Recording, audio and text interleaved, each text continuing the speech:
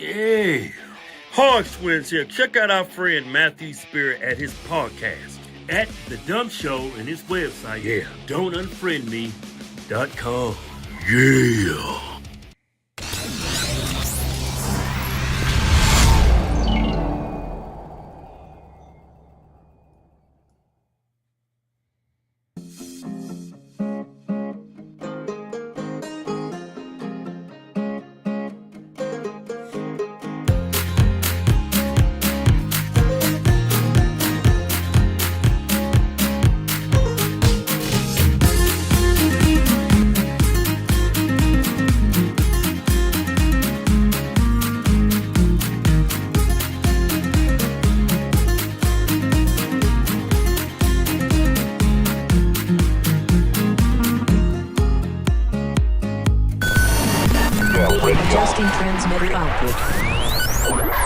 This is the Don't Unfriend Me Show with your hosts, Matt, Leroy, Amy, Olivia, and Mike. Geopolitics, military analysis, and election coverage. Coming to you live on the Spreely.tv network and all major social media channels at The Dumb Show. Honest, direct, unfiltered. Monday, Wednesday, and Friday at 8 p.m. Eastern. We can agree, we can disagree. Just don't unfriend me. What is going on, Dumb Nation? No Mike for the next couple of weeks. Mike is in Boston. He's going to the park to find his car and get himself some pickles at the local deli. And that's my understanding. I guess he's doing. My ears are screwing with me today because two things is that I got sick 2 weeks ago and was death warmed over. Then, I went through it. Then the kids came home and then they got me sick again. And I'm just like, this one was like probably the worst that I've had in 10 years. Whatever this crud, this super virus going around right now, is horrendous. So yeah, I got it and just horrible, just chest congestion and, just coughing and hacking and dying. So appreciate you guys giving me a respite yesterday for New Year's. Just rested and, doing okay, and I'm back. So, pity the guy with a cold. Nothing better than that. Good to see everybody. Hope we're all doing well. We've got some things to cover. I've got a few people on. Amy, good morning. Happy New Year. Happy New Year, Tammy. Kristen, Happy New Year. Chris, Happy New Year. I feel like we should do Romper Room. I see Bubba and Paul and Dale and Sandra, and I spy Glenn, Carrie. How about those Wolverines? Oh, whatever. College football's a mess. Can I just, by the way, yeah, I shaved. People are asking, you shaved. I've never liked a beard. Full, it's just itchy and it just, I already have chubby cheeks, and that's just part of the, I don't care how much I lift or how much I work out or what body weight I am. When I was 198, I still had them. I can't get rid of them. There's just nothing I can do. But either way, I was just like, dude, I got to shave. It's just driving me crazy. And yes, I'm aware that the gray is going to come out unless, you put the dye in it. So I shaved. So there you go. Everyone's like, well, Matt looks different. There it is. How about the Wolverines? I'll be honest with you. The transfer portal and the selective, I'm going to show up to a bowl game. I mean, first of all, 20 years ago, it came down to like there were too many bowl games. I mean, it used to be the Cotton Bowl, the Rose Bowl, the Orange Bowl, the Alamo Bowl. These were like, the bowls that meant something. And then college football were like, well, everyone needs a trophy. So let's let the team that's 6-6 get into a bowl game. So let's create the Blockbuster Bowl. Let's create the Doritos Cool Ranch Bowl. Let's go ahead and create the Toilet Duck Bowl. And that got so out of hand. I mean, incredible amount of bowl games that were just like, my God. Then disparity came in. Then they're like, okay, well, let's rotate the top 5 bowls, and give that the national championship, kind of like the Olympics. where the Rose Bowl will, decide the national championship, and then it'll be the Orange Bowl, then it will be the Cotton Bowl, etc. And that didn't work out because it was stupid. Then they're like, well, why don't we just have a playoff? And this new playoff thing is literally like ice skating, where it's all popular opinion. It's like, well, they didn't score this many points against this team and they were underrated. So therefore it's more of a qualified win than one where they would have blown them out. I'm like, well, that sounds like gambling to me. That sounds like they didn't cover the spread. So college football really has become a mixture of gambling, ice skating, and football. And I don't agree with it in any way, shape, or form. And this transfer portal where it allows people to say, okay, I'm going to commit to you for 4 years and I'm going to go play for your team. Well, I didn't get dressed because, one, my talent, I'm not good enough. So I don't want a red shirt, or I don't want to go ahead and ride the bench or play second fiddle. So I'm going to transfer to another college that's going to give me, well, that sounds like the NFL. Next, we're going to have a collective bargaining agreement in college, or a salary cap. When they restricted the amount of scholarships certain colleges could give, it diluted the talent. And it was diluting the talent because these major, top 20 schools would just hound California and Texas and Florida. They would grab all the top talent, Nebraska, Oklahoma. And so they created these limits on scholarships, which created parity in college football. That's why you saw teams like UTEP and Marshall all of a sudden have a chance. And there's nothing wrong with that. I think that's fine. That was a good move. But they're constantly changing it. And now you've got, like, if you take a look at the Georgia game and Florida State gets bent over the table and doesn't get into the top 4. So half of their roster goes, I'm not going to show up. Yeah, 16 players. Nah, I'm just not going to show up. Starters. No, we're not going to go. Where are we going to go? We're going to go to Disneyland instead. And Georgia beats them like 65-3 or some ungodly number. And you have to ask the question, how does that help Florida State? How does that help their recruiting numbers? What does that look like to a high school player or a JC player who is going to get drafted, drafted, let's be honest with you, and say, you know what, I'm not going to go to Florida State because if I go to Florida State, this team's going to quit on me. Or, oh, look what happened to them against Georgia. They're not good enough. I'm going to go to Georgia instead. So listen, this isn't a sports show. Never was. Although I care about sports and I probably know more about sports than I do about politics, but it doesn't matter.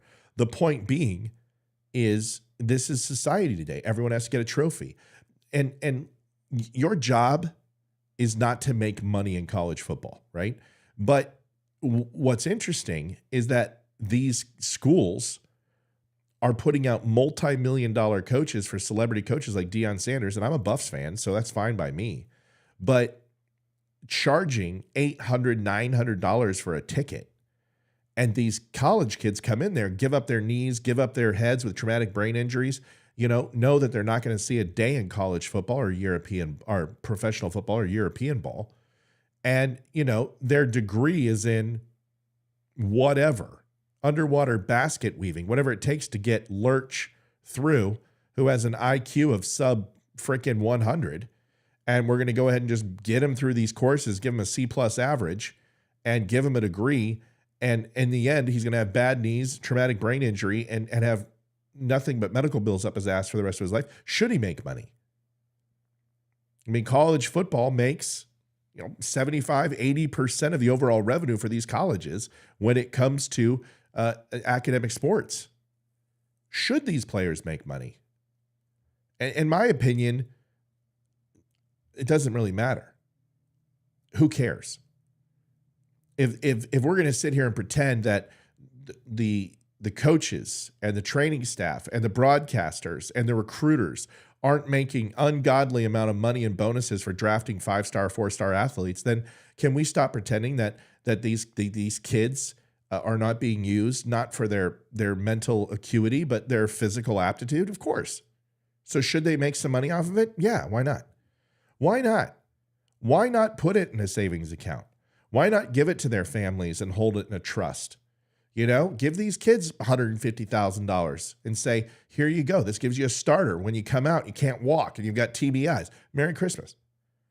There needs to be something. Or because if you expect a kid to come to college and be loyal to you while you're making millions of dollars off of the program and not have him go to a place that can give him a hand up in playtime so he can get recognized and possibly pick up a third string recruitment on an NFL team or a walk-on so he can make league minimum, which is better than anything he can do in the civilian sector, then yeah, of course.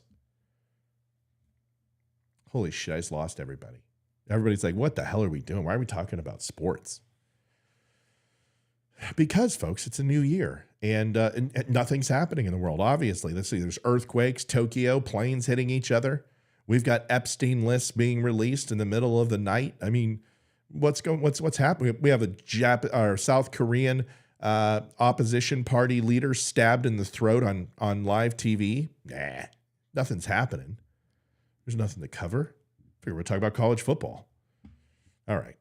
We'll move on from college football. Anyway, I spy Lolly. I spy Lee. I spy Chevelle. Paul is here. COVID. Whatever. COVID schmovid. I got a cold. Who cares? Everyone's like, did you get a COVID test? I'm like, no, I didn't get a herpes test either. Pretty sure it's neither. And if it is, who cares? If it's herpes, I'll get it again next month. And if it's COVID, well, I've heard pretty much you get that again next month too, no matter what you do, even if you get one of these. Who cares? I'm sick. When it's my time, it's my time. The doctor will come to me and go like, Mr. Spear, it's bad news. What is it, doc? Just give it to me straight.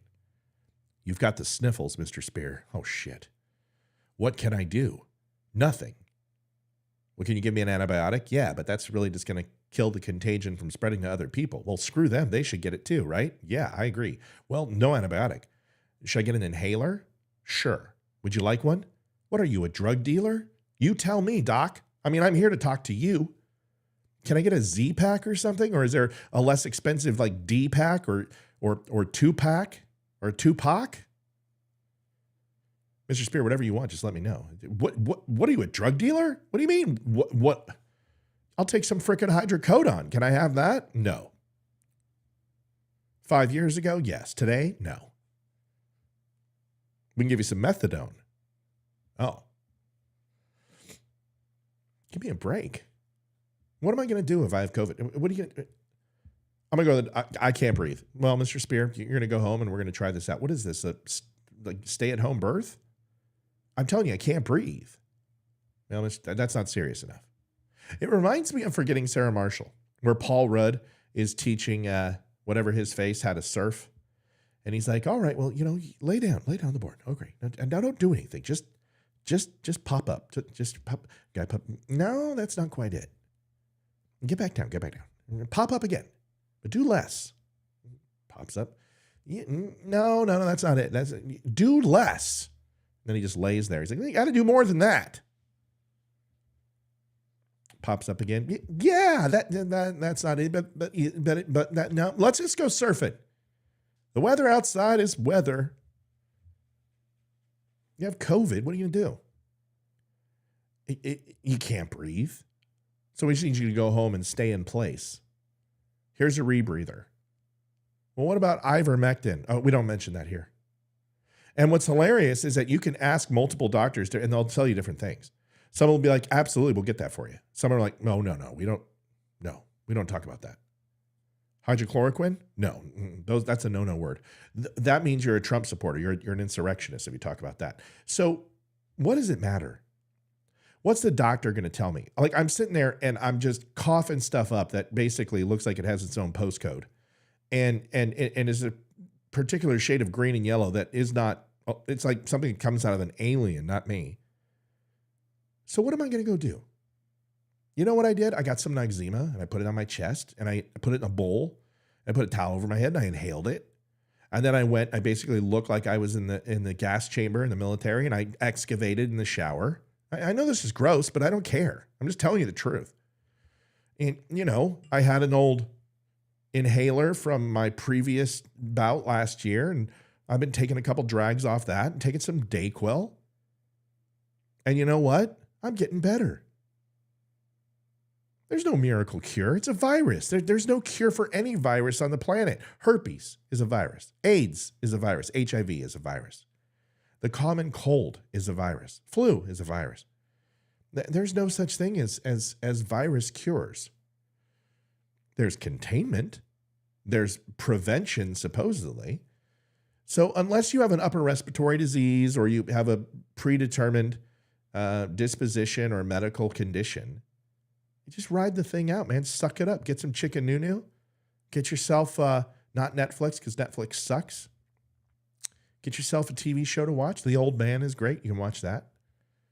Jack Ryan is awesome. Watch some college football, if that's your flavor, and just ride the damn thing out. And if you can't breathe, do the things that you know you can do at home that usually help you breathe. And if you still can't do it and your throat starts closing and you think you need to go to the hospital, well, that's probably a good idea to go to the hospital. So when people ask me, did you get a COVID test? No, I didn't get a pregnancy test either. Who cares? Now what do I do? Oh, great, I've got COVID. With that and $4.25, I can get one hell of a cup of coffee. Give me a break. I spy Michelle. Dean is here. Bubba says, go Tigers. Is LSU even in the hunt? No. Who cares? Tammy Hines is here. Good morning, Tammy. Tammy, bring me some pancakes, will you? Could I? Mom, please? No? She never brings them to me. I always ask her, good morning. And I'm like, oh, Tammy's here. Tammy's Diner down the road. Tammy, can you bring me some pancakes? Never had a delivery from Tammy in my life. Just saying. But it's not like she can because she is a restaurant owner of like 2. She's got her granddaughter there and her, and she seats 80 people an hour. And there's just no way. She has one cook when the cook's there. If cook's not there, she cooks. She's the hardest working woman in restaurant business. But you think that she could get some pancakes to her number one fan. Whatever. If we come to Virginia, I'll take you to Tammy's. Let me know. What else we got? Kevin is sending links through chat. I don't know. Guess YouTube. Yeah, link sharing. You can't share links in here anymore. I've turned it off. And the reason why is because I got so sick of Dr. Zimbabwe has popped my pimple on my penis. And now it works just famously. Please click this link and get Dr. Mugabadugu's love charm to help you. Give me I'm so sick of that stuff. Can't stand it. So I just deleted links. People are like, why don't you allow links in your because there's never been one that I've ever clicked on that's worth anything. That's why. If you can't make your own argument, then you suck. Then you don't deserve to be on my show. Sorry. Make your own argument. Why do you need someone else to speak for you? You read the article. You know what it's about. Why do you want me to read it? Why don't you tell me what you think? Because that takes effort. It takes as much effort for me to click it and read it. I don't want to read it. Do you know how much crap I have to read? Do you know how much stuff that I get every single day? You know, what's funny is somebody said to me, I no longer will watch your show because once Olivia came on, I can't handle 2 angry people. Olivia's angry? Someone spell this out for me. You're kidding me, right? You think my wife is an angry person? Give me a break. I can understand me. Fine. I'm sarcastic. I'm not angry. I'm direct and I'm blunt because I don't have time for anything else. I don't know how long I'm going to be here. For the love of God, I don't have time to sit here and be like, oh, are you okay with your feelings? Because my feelings get hurt. And you know what? Nobody comes to me and go, are you okay? I don't think anyone has ever asked me those words. Are you okay? Suck it up. People don't care. But to say Olivia is angry, oh my God. Olivia is like one of the happiest people I've ever met in my life. She's so happy it makes me sick sometimes. Like I just want to argue with her to make her unhappy so I don't have to be nauseated by how much happiness she has. She always smiles. I've watched the show. She always is laughing. Olivia's not angry. But, to each his own. You can't make everyone happy. Anyway, I just figured I'd tell you that. I'm rambling today. I don't care. Let's see. Kevin, hello. Roxanne, hello. I spy Paul. Matt, I never drank the Kool-Aid and don't plan to. Awesome, because it's not spelled cool. It's Kool. Get it right, Paul. There's trademark and copyright violations here. We have some notifications on the phone. Fox News with an amazing fiery video captures moments two planes collide. What writing? It's aglow with novel thought. Fiery. Oh. Give me a break. Why don't they just lead it with what really happened? 300 some odd plus got out while 5 Coast Guardsmen died. That's the lead. That's the lead. 5 Coast Guardsmen dead on the second day of the new year. How about that? Fireball in the sky. Give me a break. It's not what happened. It's a freak accident. Sucks. Those Coast Guardsmen will. What? Listen. The chances of a Coast Guardsman dying in a plane accident. That's like 5 Navy sailors dying on a train. What? It's the last place. You're like, dude, we're on a plane. We're safe. Oh, shit. No, we're not. You join the Coast Guard and you're like, yep, they died on a plane. Huh? What? It's like saying they joined the Marine Corps and died on a golf course. I can understand if it was the Air Force. Nobody expected that. It's horrible, especially in Japan. Some of the best air bases in the country, or in the world. World. You don't expect that to happen. That was a pretty good analogy. Marine people die on a golf course. Sorry, Air Force. You deserve it. Let's see who else is on. Phyllis, good morning. Darla, good morning. Maureen is on. All right. Well, let's get to it, folks. Jeez, there was some chatty people at the beginning. Now everyone's quiet. It couldn't possibly be because we're not staying on topic. Green Day. Green Day. You guys know who Green Day is. You know, they had a great album called Dookie and All American Rejects. Oh, no, that's the other band. Sum 41. Oh, no, that's the other one. Listen, Sex Pistols is punk. Raging Arb and the Redheads is punk. Green Day is not punk, okay? Social Distortion, although rockabilly is more punk than Green Day, and Social Distortion's not punk. I grew up in the punk scene. I love punk music. I've always loved punk music. Green Day isn't punk. Green Day they're not quite alternative, and they're not quite mainstream. So we're going to create a new category called punkish. And just because you act like a punk doesn't mean you're a punk.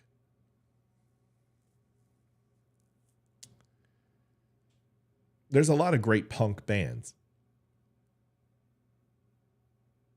Green Day isn't one of them. Misfits are a great punk band.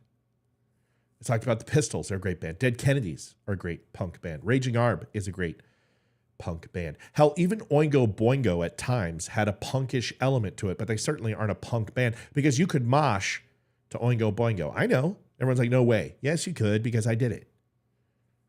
Glenn Miller Ballroom, Oingo Boingo, 1993. That's when they weren't Boingo. They were, because it was too complicated. Oingo Boingo was too complicated, so Boingo became whatever. Punk. It's great music. Love punk. I'll even say Elastica is punk. Female punk band who I loved. Loved Elastica. They're fantastic. Punk is good music. Green Day is not punk. Number one. They're not punk. People say Rage Against the Machine is punk. You don't know music. Rage is rage. Period. Rage Against the Machine is not punk. They're rage. That's like saying Pink Floyd is classic rock. No, it's Pink Floyd. It's like saying Jethro Tull is classic rock. No, Jethro Tull is Jethro Tull. There are certain bands that just get the moniker of their own classification. Rush is Rush. Rush isn't classic rock. It's Rush. Dream Theater isn't metal. Dream Theater is just Dream Theater. Metallica is Metallica. Green Day doesn't get its own title. Green Day is alternative, punkish, mainstream, corporate posers. Now, I don't care if Rage are socialists. Rage is rage. I don't care. This is the whole topic. I don't care what people's if I had to care about personal politics, I would never listen to any music ever again. Ever. Like, it would break it down to like Toby Keith, and that's about it. Because my personal politics, even Kid Rock, Ted Nugent, they bother me. Just shut up and play your stupid instrument and be quiet. 90% of musicians are socialists. I mean, come on. Anyone who's been on my page knows that why is it always failed musicians? It doesn't matter. Anytime I post anything about capitalism, conservative ideals, all the freaking failed musicians, socialists come out of the woodwork. Guaranteed. Every time I go to their profile, it's some guy with a bass who's 80 years old who didn't make it. And he blames capitalism for his failure. No, it's because you suck at music and you didn't do anything else. You realize that you did what you wanted to do and ignored what you were meant to do. And you mix the two up. You transpose the process. If you haven't made it in music by 35, 40, you're not going to make it. I'm sorry. There's only so many Bonnie Raitt's in the world, okay? You're not it. Unless you want to be some ginger who has a gray stripe in her hair and comes out with a lap steel guitar and somehow creates songs that nobody's ever heard of and beats out some very prominent musicians and wins Grammy Award Artist of the Year. Everyone's like, Bonnie Raitt, who? Who the f*** is Bonnie Raitt? Yeah, who? You guys remember that? It's like when Jethro Tull won Best Metal Album against Metallica. What? I've been listening to Jethro Tull since I'm this big. And let me tell you, there has never been an album that Jethro Tull has done that would ever be considered metal. They had an album called Steel Monkey, or a song. That's not even metal. Crest of a Knave was the album that beat out Metallica. Give me a break. Greatest line ever by Metallica the next year at the Grammys. They're like, when they actually won, they're like, we want to thank Jethro Tull for not putting an album out this year. It's good stuff. So, Green Day is not punk. But they have the persona of punk. Now, conservatives have been melting down over this. Oh, they changed the lyrics to a song. And they put down MAGA. First of all, let me be clear. If you're a conservative and your political ideology aligns with Green Day, then here's just a little information. You're not a conservative. You're a shill for the left. Now, I've defended Green Day as they have every right to be anti, and if you listen to any of their music, they're anti-government, anti-establishment. They hate politicians. They openly support LGBTQIASPQRST2. And they are completely anti-government. They're wannabe rage. Okay? Wannabe rage. But if you're on ABC at Dick Clark's rocking New Year's Eve party, playing music, you've sold out. Okay? You've sold out. You're now corporate media shills. So whatever Green Day thought that somehow conservatives were embracing, that we cornered the frosted tips and eyeliner and fishnet stocking wearing Green Day people, that we've lost that demographic in the electorate. We're all going to take our hats off. Wow, I didn't do the mop this morning at all. We're going to take our hats off and light one for the Gipper. Just pour a 40 over the grave of those constituents. We never had them. Green Day never would support Trump. They wouldn't support Reagan. They don't like conservatives. They don't like Republicans. So for Republicans to be like, oh, clutch my pearls. Give me a break. You guys are melting down for what? Right. REM, Glenn says. REM doesn't like anything Trump. In fact, they were asked, he played End of the World. It's the end of the world if you know it. And that's not the title. It's the end of the world and you know it and I feel fine. It's the end of the world, I think it's the title of the song. REM. And I like REM. I just don't like their politics. But I don't care about their politics. But Trump played that at one of his rallies and they said, please never play our music again. He played Fleetwood Mac's Don't Stop Believin' and don't ever play our stuff again. The music industry, surprise, beep, beep, beep, beep, beep, beep, beep, beep, beep, beep, newsflash, they don't like Donald Trump. No crap. But this video is interesting because people are melting down over this because they were all watching Dick Clark's New Year's Rockin' Eve. Give me a break. First of all, Dick Clark's dead. I don't know if you heard. And Ryan Seacrest looks like he's going to be 85 and still do it because that guy looks like he's 20.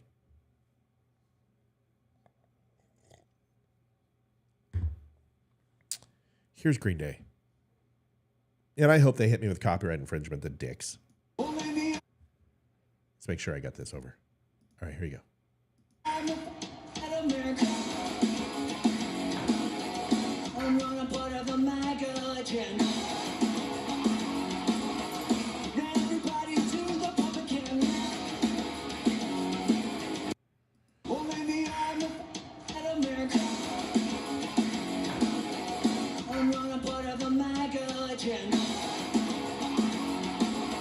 Doesn't even rhyme. I mean, come on. So who cares? He's not going to put up with the MAGA agenda. So what? He has a right not to give a crap about Donald Trump. Who cares? I don't even know this guy, Joey Buttafuoco. I think that's his name. You guys remember Joey Buttafuoco? No, okay, whatever. These guys are a bunch of eyeliner. They don't frost their hair anymore because it's just gray. They use Aquanet. They roll up their sleeves. They wear shirts that are too tight. Don't give me any shit. Who cares? Either you like their music or you don't. And I happen to like Green Day's music. Does this mean I won't listen to them anymore? No, because I never expected them to be conservative supporters to begin with. Maybe they were relevant in 1990. They're not relevant now. It's Green Day. I don't understand why we act so surprised when people we know who hate Republicans wind up hating Republicans. Let's boycott Green Day. Everyone's already boycotted Green Day. The biggest notoriety that Green Day has had in the last decade is Carolina Hurricanes using their song during one of their celebration after a win, which are something like the Village Idiots or whatever. I don't even remember the story. It's so inconsequential to my day. The All-American Rejects album. Oh wait, Sum 41, whatever it is. It's like someone being frustrated that Violent Femmes comes and speaks out that topical solution isn't good for stopping cancer and skin cancer because they did Blister in the Sun and think it has any relevance to the conversation. I don't care what Green Day says. Why are liberals melting down over this? Or conservatives? Who cares? I just, for a person who plays in the mundane sandbox all the time with things that really don't matter, if I'm saying who cares, then you really shouldn't care.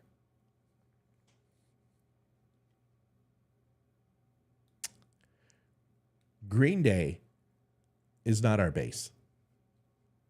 And if they don't like the MAGA agenda, great. There's like 78 million other people who don't as well, and we better outnumber them in the polls is the only message, because the music industry is starting. They are going to start. Rock the vote. We don't care who you vote for. Just get out and vote. for anyone other than Donald Trump. We don't care who you vote for. Yes, they do. They want you to vote for Biden.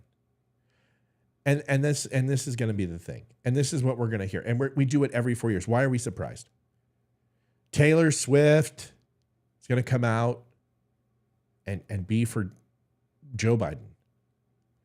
And people are going to get pissed off because she's going to use her concerts as a breeding ground for recruiting. So what? This is what they do every year. Who listens to Taylor Swift but a bunch of 13-year-olds? My daughter. She can't vote for another 5 years. And by that time, I promise you, she won't even like Taylor Swift anymore. Taylor Swift will fall from grace because she'll say something. She'll be like, I am a woman living in this world, and I am so happy that I am a woman with a vagina and breasts and that I can reproduce and have kids. And then the trans people are gonna be like, what? Men can have kids. And she's gonna get knocked down a peg or two. And the media is gonna trash her. The one thing you can guarantee is whole theoretical physics and Newton's law and Einstein's practice is that whatever goes up must come down. Newton's law. That it will practically apply to everything, whether it be an erection, truth, doesn't stay up forever, even with all those little blue pills. Whether it be a building, don't need to go into specifics on that one. Whether it be the stock market, whether it be a baseball, whether it be a satellite, whether it be your expectations of yourself, Newton's law applies to everything. It is unquantifiably, or it's quantifiably, a practical theory that can be applied to everything. Everything. The flu. In that case, what goes down must come up. But you get my point. And it's an evolutionary cycle. On every practical level, fundamentally, physically, anatomically, theologically, metaphysically, existentially, or any other alleles that we have. What goes up must come down. Or what goes down must come up. So if we can sit here and realize that, then you're going to solve a lot of your problems in your head. The ones that make you unable to sleep or move on at night. Taylor Swift is going to drop like a rock at some point, just like J.K. Rowling. Just like everybody who has demonstrated some sort of success in their life, they won't allow that person to stay on high. They did it to Obama. They did it to Clinton. Did it to Bush. They did it to Trump. They'll do it to Biden. They're doing it to Biden now. No matter what anyone does, you will be destroyed on a long enough timeline. So why would we be surprised that every 4 years they continue to do the same mundane crap and we fall for it? Green Day doesn't vote for Trump. No shit. Oh, Whoopi Goldberg's going to move out of the country. Why didn't she do it last, 2016? Folks, this happens every 4 years. Why do we step in dog shit and then get surprised? Oh my gosh, I walked on a lawn in a backyard with a dog and unbeknownst to me, I stepped in dog crap. I shudder the thought.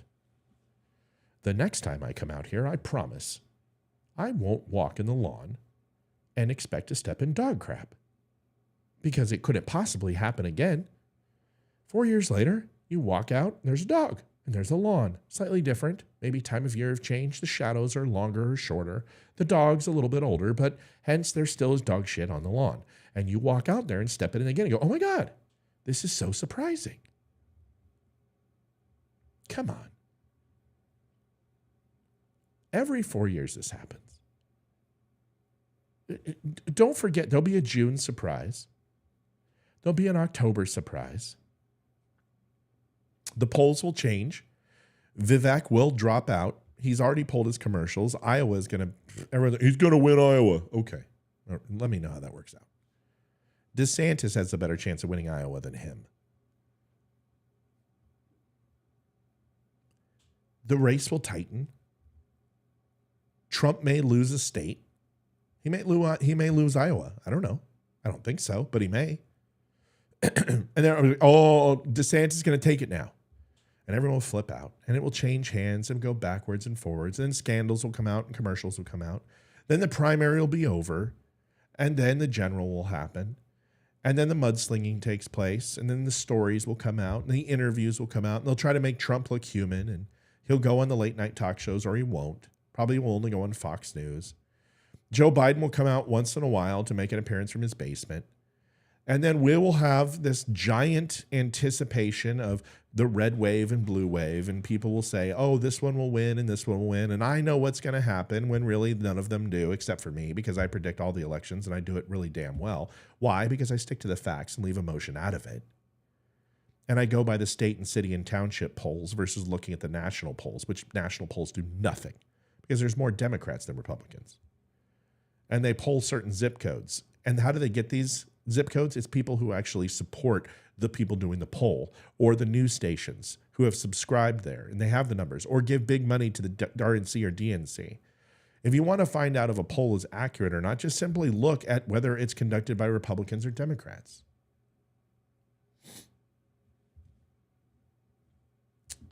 Just got an update. Steve Scalise announces his endorsement for president. This is good enough to listen to. Let's look. Who wants to make a guess? Who did Steve Scalise endorse for president?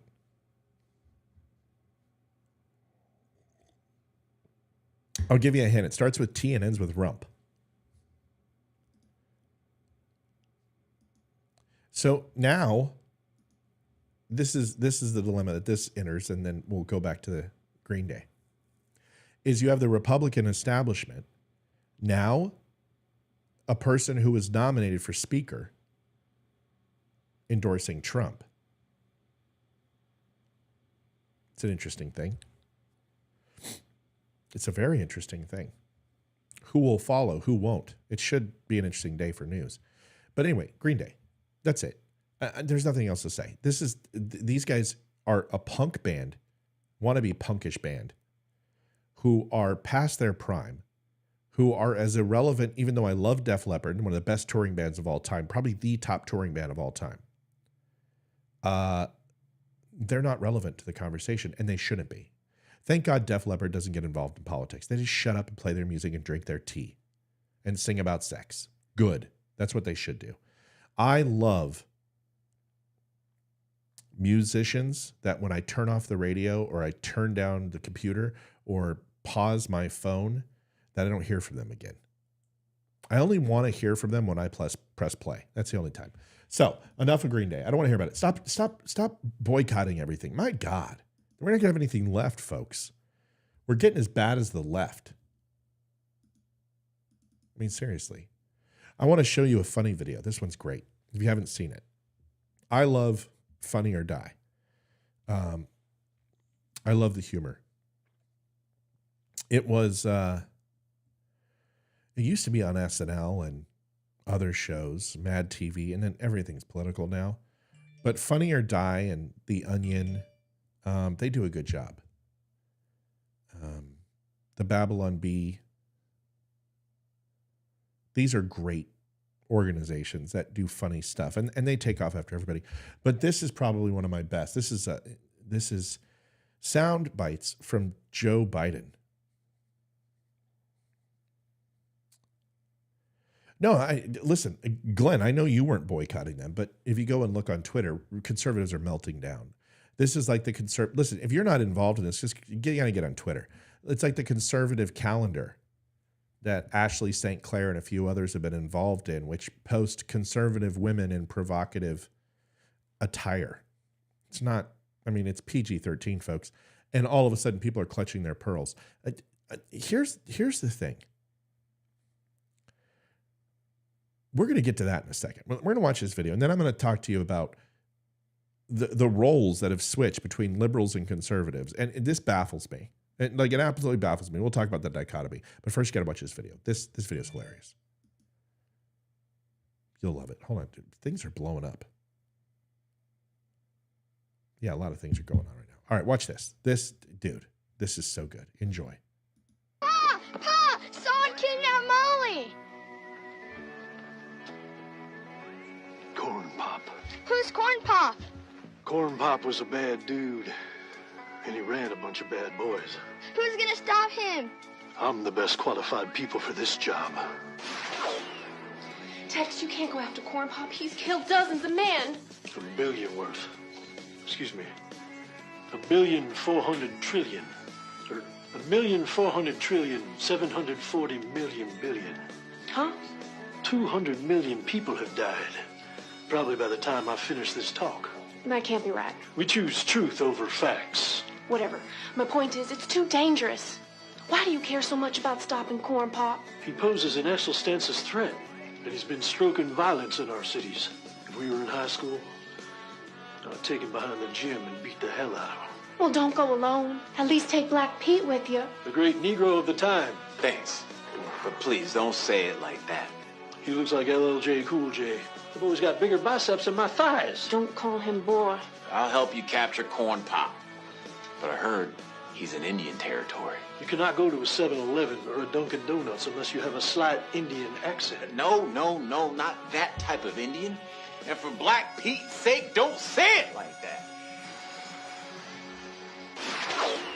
So you think you can stop me just because you teamed up with this kid? Look, Fat, poor kids are just as bright and just as talented as white kids. Oh, hey, don't say it like that. Now hand over Molly. Oh, I would love to help, but I do not know what happened to Molly. You're a lion dog-faced pony soldier. What? I don't know what that means. You know what that means? New to me. So, Tex, you got anything you want to say before I kill ya? This is the appropriate place to make the speech I'm about to make. Yeah, sure, whatever, just go for it. We hold these truths to be self-evident, that all men and women created by goat, you know the thing. Huh? I got hairy legs that turn blonde in the sun. The kids used to come up and reach in the pool and rub my leg down straight and watch the hair come back up again. So I learned about roaches. I learned about kids jumping in my lap. And I love kids jumping in my lap. Does anybody have any idea what he's talking about? So you go ahead. You stack spaghetti sauce in a store. And you control the guy or the woman who brings out the carts on a forklift. What the heck are you talking about, Tex? National pressure! Malarkey, coming soon to one theater in Scranton, Pennsylvania. Priceless. I always wonder, why don't I think of that stuff? I think I've got the brain for it. I get caught up in the mundane and I don't do it, but perfect, right? No cussing, no, you just let people hang themselves with their own words. And that really is kind of the topic of 2024 that I want to bring to your attention, because I have another video that's just as funny, but it's not as funny because it's real. You don't need to create things that aren't there. And as conservatives, Christians, liberals, I don't give a shit. Just as human beings, we tend to make things up when we don't have an answer. And listen, I understand it. I do it internally, and I do it with conversations with people. So I'm not going to sit here and tell you that, oh, you guys are so foreign in your thought process. How myopic in your thinking. You're such juvenile petulance. Give me a break. I'm not as ostentatious as that. I don't do what you do. I don't make stuff up to make myself feel better when it comes to facts and reality. And I got to say, a lot of you do it. And I love you to death. I care about you, but you do it. The stolen election, J6, FBI, Hillary Clinton, Lizard, real military tribunals. Whoa. You guys are like little Alex Jones clones. And it's okay. We all have our issues. Mine is like, I really over-process what people think in my personal life and in professional life.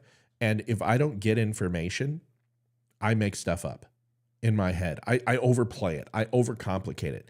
I overreact. So I understand it. I know why y'all do it, because I do it in a different way. But when it comes to like facts and history and, reality, I don't do that. Never done it in my life. I don't make shit up if it's not there. I don't put stuff out there just to like give you an answer. It's okay to say, I don't know. There's nothing wrong with saying, I don't know. I don't know. I can't answer that. But what I can do is I can do this. I can't answer that. Did Donald Trump diddle kids on Epstein's Island? I don't know. I don't know. But I also am not going to say I do know. What I'll tell you is I understand the involvement of Donald Trump with Epstein and what has happened posthumously and previously from his arrest. And I can tell you that Donald Trump, most of the pictures you see with Epstein are from two events over a period of 2 days, different times. And there were clothing changes and everything else, and multiple pictures with Epstein and Donald Trump.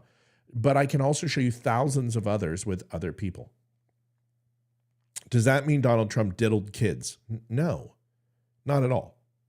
Not at all. But there's people out there like, oh, that's it. That's proof.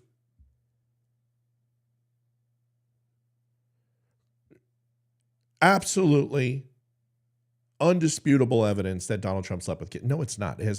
That has nothing to do with it. I might have a Norm Chansky book in my possession that doesn't, or Nabokov book, but that doesn't make me a Woody Allen movie, but that doesn't make me a pedo. I may have a picture with my daughter sitting on my lap in a bathing suit, like Joe Biden does and Donald Trump does. That doesn't make them pedos. But when you add that to your conspiratorial type thought process, it's always the same thing. Oh, that's just a picture of Donald Trump and Ivanka, but the one with Joe Biden, he's a pedo. Do you understand that that's the problem? The moment that your brain splits down one way or the other and just forgets the other side, you're already on the wrong spot. You're like riding down a rail and you got a left and right angled roof and you got this much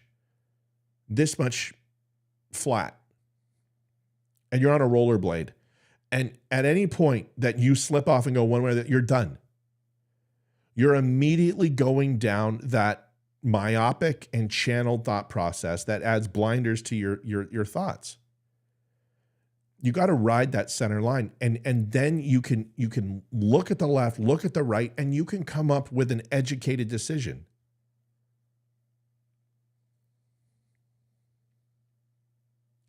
So I can't answer, did Trump do that? What I can tell you is there is absolutely zero evidence that Donald Trump went to Epstein's Island at all.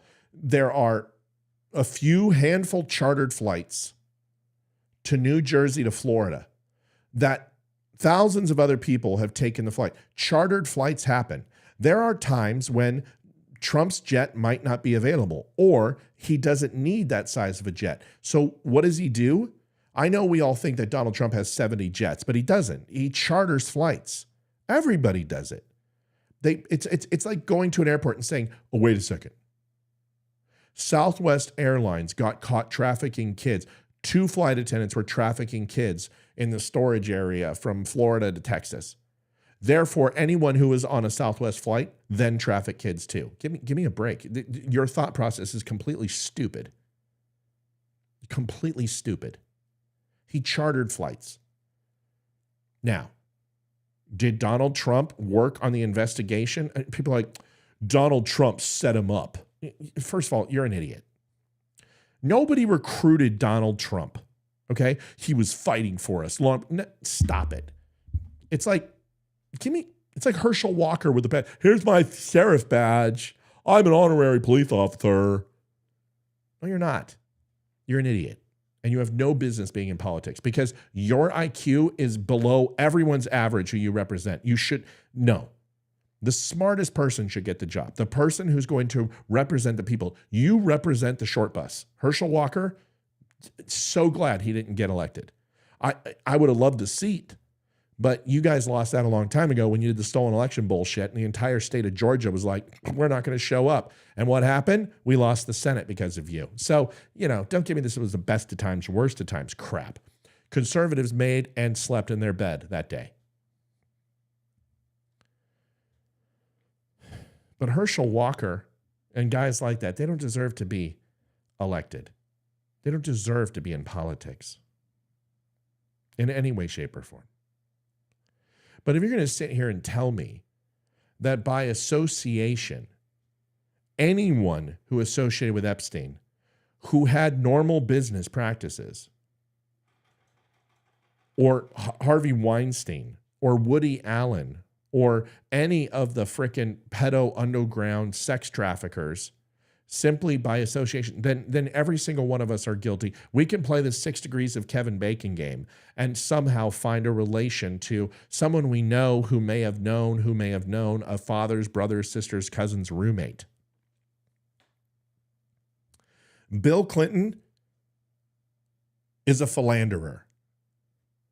He has had sexual relationships with countless women, has been accused of sexual assault, has had an impeachment hearing against him, had Ken Starr up his ass for a better part of 2 years. There has been nothing but scandal with the Clinton administration. And if anyone is going to wave off and say, oh, Bill Clinton, come on, he's innocent, he's just a victim, you're full of it. Now, can we please apply the same level of thought to Donald Trump? Donald Trump has had purportedly 10 extramarital affairs, has been divorced how many times, has, whether you agree with it or not, E. Jean Carroll with a civil case, had to pay her, has given Stormy Daniels hush money, has had accusations against him. So if you're going to sit here and look at Bill Clinton and say, we should ask some questions while he's on the flight, you should do the same thing with Trump. And most conservatives that I know agree. If Trump did something wrong, he should be thrown in jail and thrown away the key. And I agree. But you don't get to sit here and pretend that Donald Trump was on that island when he wasn't, when we know Bill Clinton was. You have multiple accounts. Maxwell denied that Clinton was on the island, but you have other eyewitnesses who say he was. You have photographs of him on the island, and people say, oh, it's not real. So if you're going to sit here and get into this game and you're not going to be Green Day, which is a bunch of uneducated village idiots, and you're going to play in this field, you better know what you're talking about, and you better hold standards to your thought process. I mean, because that's the only fair way. So if you're going to question Biden and you're going to question Clinton, which is fine, and you're going to question Trump, you better question all of them. And anyone who is on that flight log, or anyone who is listed as a John Doe, and anyone who was mentioned 56 times in sealed documents, Bill Clinton, we should know what happened. And they should be held accountable to the fullest extent of the law.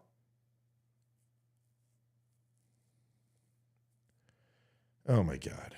Here we go. Ties. Okay. It's really important, Carrie, when you say things like this, that you give context. Ghislaine Maxwell was Mossad, and so was her father. So what you're saying is that she went through training with ISA. She went through the process served in the IDF, which is a requirement for Mossad. Went through the ISA, was accredited with intelligence training, was placed in a field of study inside Mossad. No, Carrie, you're not listening. Also, I'll send you the info. I got the info. So do I. I've already read it all. Relax. Calm down, Wild Bill. I got the guns loaded. I'm ready to go. I got it this time. I got the proof. This will be the first time you've ever had any evidence of anything you've ever said. And I'm not disagreeing with you. I'm asking you questions. So she has training with ISA. She has a specialized intelligence AOR. She was assigned to a duty station and a theater of operations and intelligence. And she was an operative field agent for Mossad. That's what you're telling me? Follow up with an answer, please.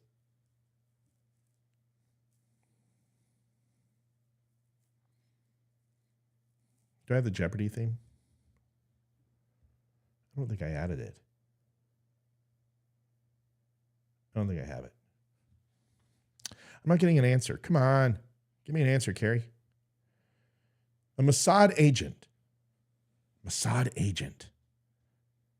License to kill. License to grill kosher beef. Come on. Just answer. Are those things true that I said? And I already know the answer. The answer is no. So when you say she's Mossad and her father's Mossad,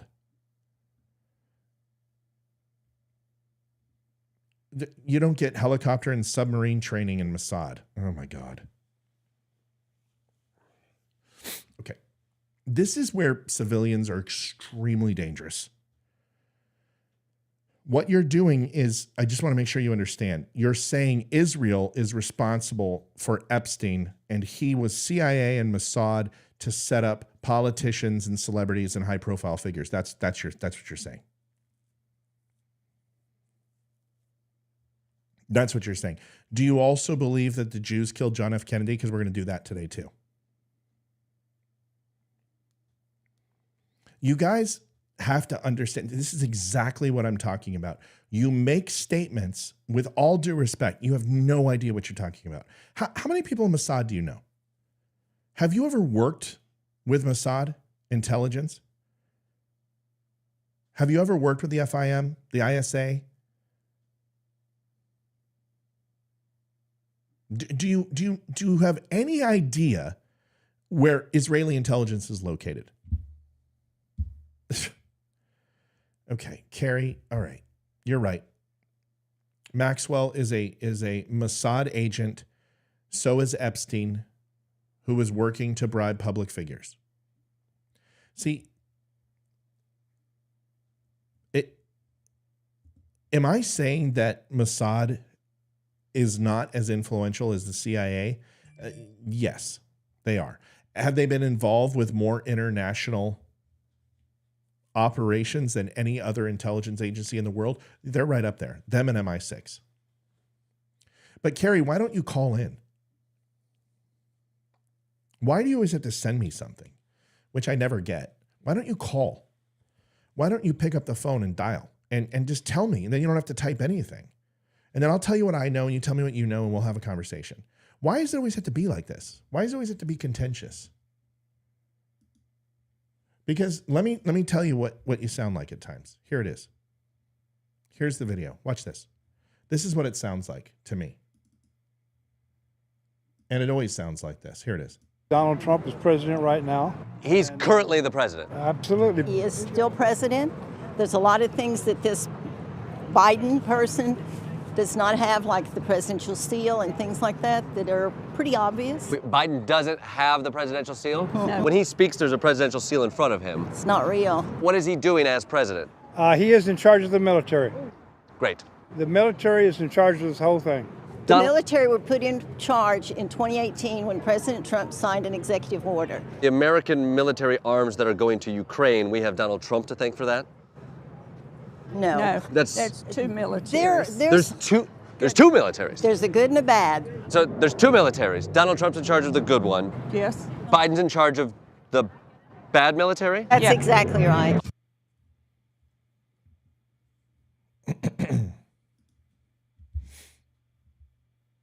Do you think that this is just one group of people? Because I have got 17 hours of video just like that I can put on for you at any time with hundreds of people who talk just like that.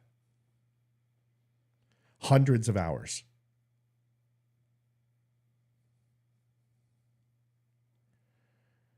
I can pull face. I'll make you a moderator of my site. I will give you non-banning privileges to see every post on my site. And I see stuff like this every 5 minutes on my site. I can't, there are millions of people who believe this. Millions. We are embarrassing ourselves. We are this conservative. I'm ashamed to be a conservative. You guys are completely off your fucking rocker if you believe that Donald Trump signed an executive order and has done military tribunals and put the military in charge. You are a civilian. You have no fucking clue what you're talking about at all. And Carrie, I know you believe that stuff. You're not going to sit here and tell me you don't. Because I've heard you say things like that before. That are all based in this crazy, you're like, I'm just trying to give you a different perspective. No, that's your next thing you'll say. Because I'll blow you out of the water. And then you're like, I'm just trying to give you perspective. I'm just telling you what I heard. I'm just trying to keep your information and your knowledge up to. No, you're not. Bullshit. You believe this stuff. Stop. Why are you afraid to be honest? Because I could at least respect that. I could at least go, you know what? I respect you because you stick to your guns, but I can't tell you how many times you'll say something. And then you're like, oh, I'm just trying to keep you informed. No, you're not. You believe this stuff. And you come onto my show and you make grandiose claims that Maxwell is Mossad, but you have absolutely no proof that she is Mossad. Now, could she be an asset for Mossad? Of course. She's also an asset for the CIA. Of course. If we believe that blackmailing isn't a part of human intelligence, it is. If you believe that the Jews and the Americans have not set people up in precarious positions, including the KGB, Politburo, including every intelligence asset, the PJB, everybody else, has set people up in positions of extortion and blackmail to gain them as an intelligence source? Of course. Yes. But you just said that she's Mossad. I've never heard you say it. Talk about the stolen election, Carrie. Talk about January 6th, Carrie. Talk about how the FBI ran January 6th and Nancy Pelosi. Will you do that for me? Do you believe Joe Biden is Joe Biden? You won't call in because you know I'll expose you. You do believe these things. And you may not believe all of it, but you just said that Maxwell is Mossad. There is a very big difference between being leveraged and blackmailed to work for Mossad or the CIA or MI6 and being Mossad. And that is the difference between a civilian's way of thinking and somebody who has been in intelligence. An asset is not Mossad. If you think they didn't flip Maxwell to provide intelligence against public figures and put people in positions of extreme importance and precarious positions to provide them intelligence or do their bidding, of course they did.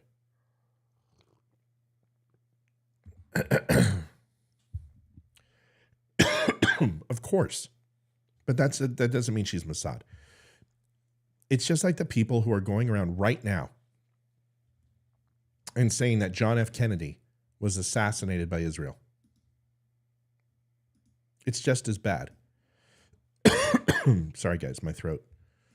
Here's Jake Shields. It's always amazing. Do you think I have these screenshots on that I have somebody behind me who are doing these things? Do you think I have some sort of attaché or intern working for me? I don't.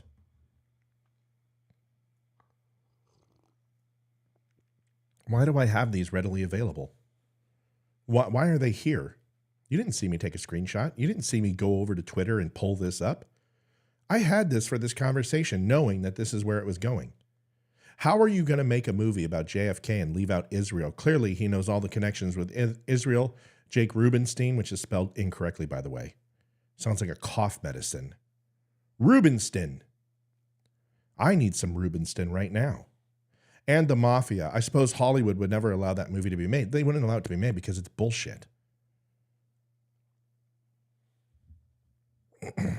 Anybody who thinks that the mob was responsible for the hit on Kennedy are complete idiots. Complete morons. They didn't have the willpower, they didn't have the manpower, and they didn't have the capability. You want to talk about the mob hitting Lee Harvey Oswald? Yeah, probably through CIA push. You don't understand the intricacies of the John F. Kennedy assassination if you believe it was one man acting alone. People say, well, Kennedy didn't want to allow nukes into Israel. He didn't want to allow nukes in the Middle East. Nuclear proliferation wasn't something new with Reagan. After World War II, most people who were fairly intelligent didn't want nukes to get in the hands of Arabs or Jews because we know what would happen. It would create instability in the region. Once the United States abandoned the dollar to the silver certificate and the gold standard, and it tied it to OPEC and oil, that changed everything. It created massive wealth in the Middle East. They were able to build huge amounts of military arsenals, standing armies, recruit jihadists and people who had been fighting war amongst each other for millennia into groups for hire, whether it be the Imperial Guard, whether it be groups like Al-Qaeda or ISIS, or whether it be the Islamic Brotherhood, or the Pakistani Guard, or the Egyptian Royal Guard, or it doesn't matter. Any of these groups became a large threat to countries that didn't share the values of the United States, or did share values of the United States. John F. Kennedy didn't want to allow nukes for Israel, but it wasn't like this was some contentious, John F. Kennedy was standing in the way. He had just armed them with missiles. The United States supported Israel and supported the armament of Israel, and Kennedy wasn't against Israel. He was actually extremely for Israel and was opposite of his father. If they wanted to kill anyone, they would have killed Joe Kennedy, who had ties to Nazi sympathizers and Nazi regimes in Germany during WW2 and profited off the Holocaust. If Mossad wanted to kill anybody, they would have killed him, not the Kennedys. They were pro-Israel. People don't know anything. They don't learn anything. They have some ass hat like Jake Shields, who's an MMA fighter. Now, I'm not all-knowing and all-seeing, but I do know pretty much everything there is to know about the John F. Kennedy assassination that's been written or been created in a video or an excerpt or a briefing or a memo, because I read it incessantly, and I've been studying it for a better part of 40 years. So I will be able to speak on that. And if you want to talk about the John F. Kennedy assassination and say John F. Kennedy was killed by Israel, Mossad supported the CIA in doing it, you better have your facts straight. Israel had no reason to kill Kennedy. And Mossad, although was an active player, they didn't get into the wet works in the assassination until long after Kennedy was dead. We're pushing into 69 to 70. You got to go back to the Olympics. But the wet works that took place against Iran and other political figures, that happened well after Kennedy.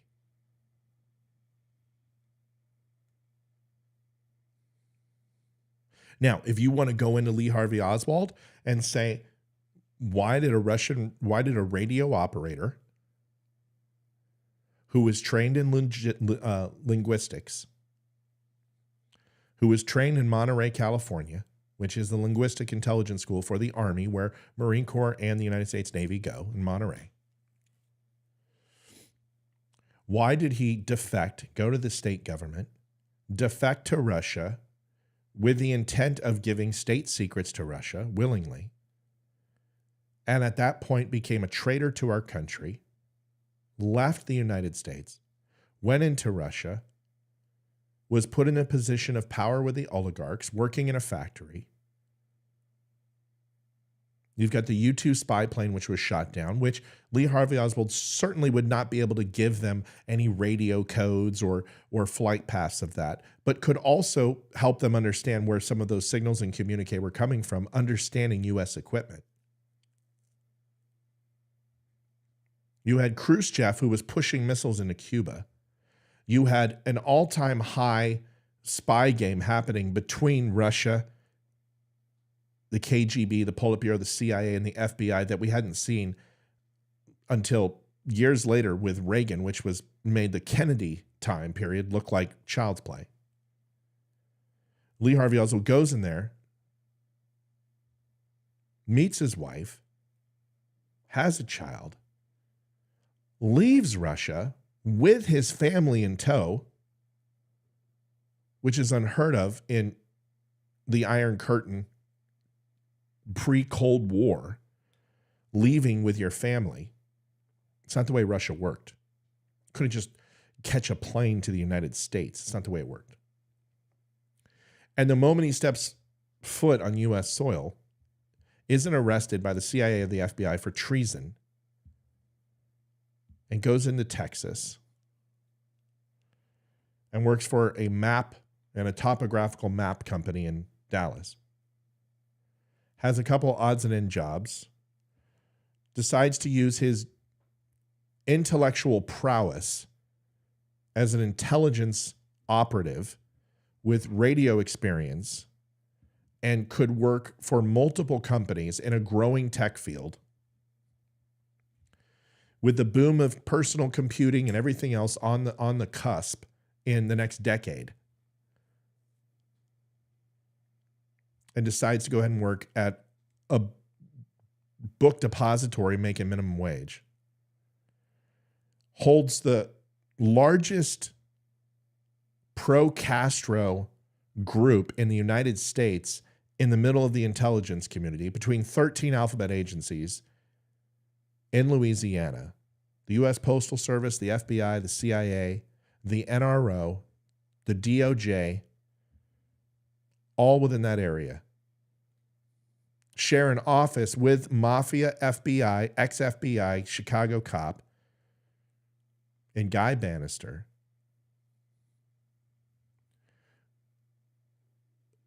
You got David Ferry, who's CIA.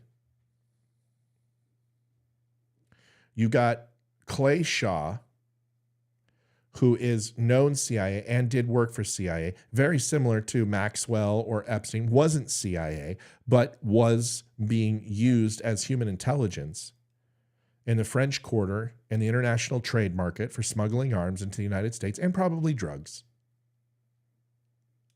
And that's where his communist ties and South American ties and Cuban ties come into play. He shares an office with Guy Bannister.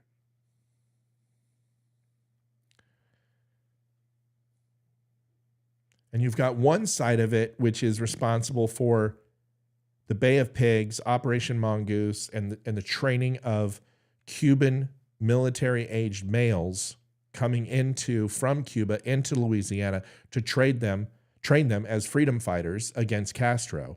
And then you've got the largest pro-Castro movement sharing an office with Guy Bannister. Does that make any sense to you? Does that make any sense? How does that make any sense? Well, it doesn't make any sense because we understand that Oswald was more than likely a CIA asset. Because what he did in the Marine Corps and when he did it and how he did it, Lee Harvey Oswald should not have came back to the United States without being charged with treason, period.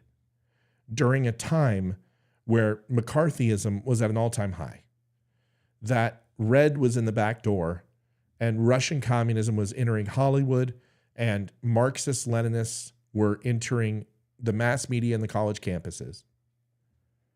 And the United States government was hitting the Pavlov's dog bell like they did with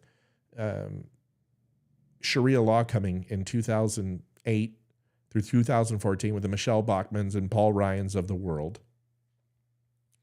And they were selling a narrative that this is a threat to our country, Russian red, all this other shit, which it was.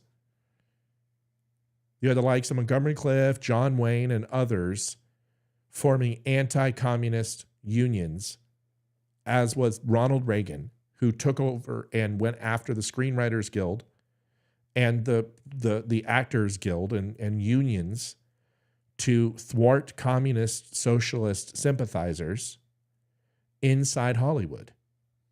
This was a big time after Kennedy was assassinated when it came to communism. In fact, the entire Vietnam War was laid at the feet of communism, going into Laos and Indochina and expanding communism into Southeast Asia. And their ultimate fear was that if Vietnam fell, soon you would see Taiwan, Hong Kong, and Japan. And if that happened, you would have the largest force from a naval, from a financial with Russia, the Koreas, Taiwan, Japan, mainland, Indonesia, Vietnam, Hong Kong. That's a lot of power. Now, certainly not military power, but you're talking playing chess, not checkers, 10, 20 years down the road. As communism kept spreading, what we found is that these countries would move to communist socialist beliefs and would fall under the umbrella of communist Russia and China. And you would see this axis of evil, very similar to what happened in Europe, start forming again in Southeast Asia. It was a dangerous time. So to sit here and say that Israel was responsible for Kennedy's assassination, there is no tie to that. What you have is Lee Harvey Oswald, who took multiple trips over the U.S. border, went to the Mexican embassy, U.S. embassy in Mexico, went into South America, had CIA handlers and contacts. We know that. And if you look at him, the groundwork was laid for him to be what a lot of people would consider to be a plant or an informant. They gave him a history, was in Russia, left the U.S. military, was disgruntled, went to become a Russian sympathizer, came back as a Marxist-Leninist, is what he espoused, to infiltrate free Castro and pro-Castro movements, which he did successfully. And then at some point, with Kennedy's decisions on Vietnam, being soft on communism, not having the moxie, bumbling the Bay of Pigs with indecision, being soft on communism, not trading missiles with Khrushchev from Turkey, and then 6 months later doing a stand down with Turkey after the Trident missiles there were absolutely pivotal to United States security in Europe. You have a situation where Kennedy became a threat to the system. There's other people who said that Kennedy was killed because of sex trafficking. You folks need to stop. You need to stop.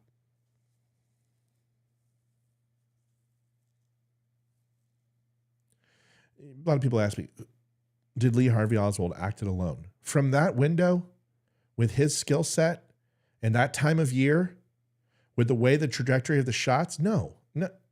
There's nothing. Listen, I've read all 23 volumes of the Warren Report.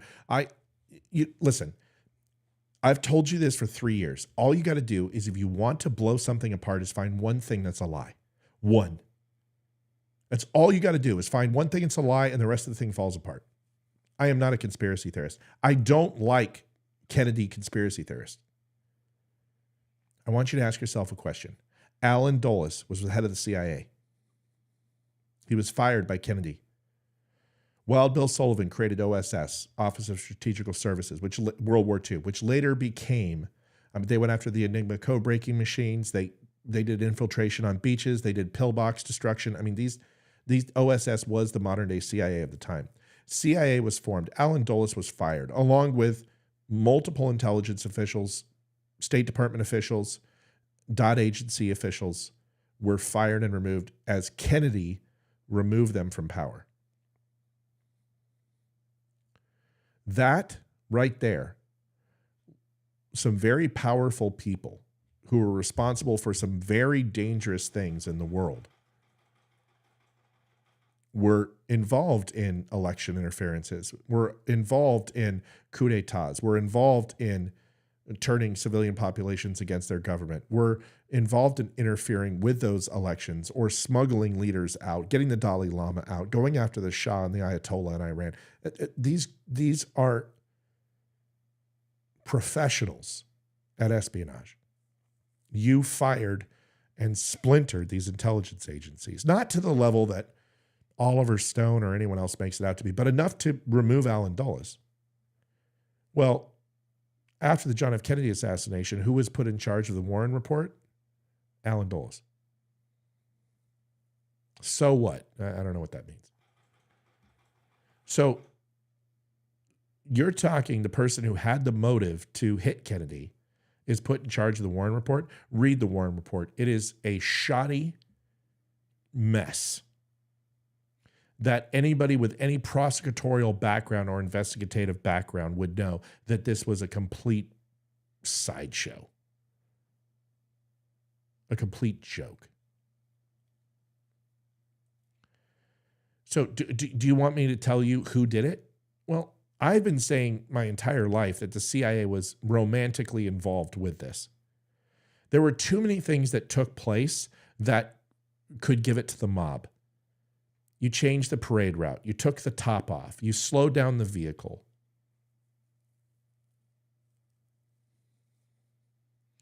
A week before that, you just had an Archduke hit or an ambassador hit with rotten fruit in the same area. You've got the Texas Book Depository. Nitrate testing showed that Lee Harvey Oswald hadn't fired a weapon that day, but he did hit with a Marlin Carcano up to 3 shots with that, and then went ahead and used a .38 to kill Officer Tippett with no nitrate marks on his hands. Nitrate testing says that. They held him completely without any representation for something like 13 hours. All notes were destroyed. CIA was in the building that day.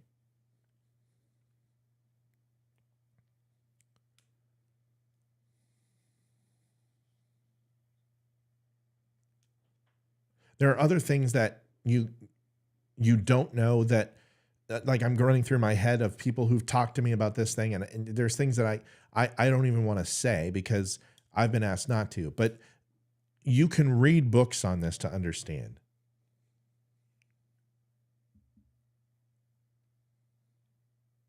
Look at the cabinet. Most of the cabinet were out of the country.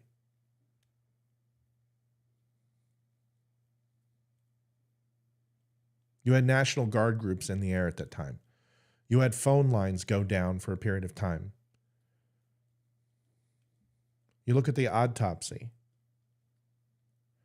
You look at the oak and the Dutch elms that were on that parade route, and when they're in bloom, and in the winter, they don't fall their leaves. Texas oaks don't. Anybody who's been to Dallas and seen it in the winter knows that. I visited Dealey Plaza 4 times, 2 times in the summer, 2 times in the winter. I've been to the Texas Book Depository. I'm a damn good shot. And in that style, I would never have made that shot having him going up elm. There was a better trajectory and a better angle with a front shot with a moving target moving towards him that was much better to make that shot. A lot of people say you can't rack a Marlin Carcano rifle in 7.2 seconds. Bullshit. Of course you can. But the shot selection would obviously be at stake. You had a Russian general that Oswald took a shot at previously that week. And refraction from the glass, he missed. And it went into the study and he shot at this person's private home. Oswald most assuredly was involved. Or at least set up to look like he was involved.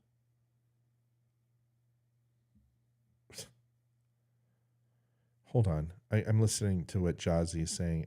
I don't know who you're talking to.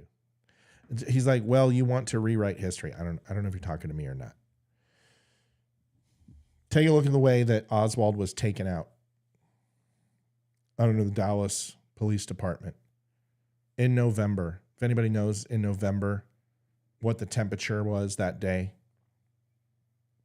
November in Texas. Take a look.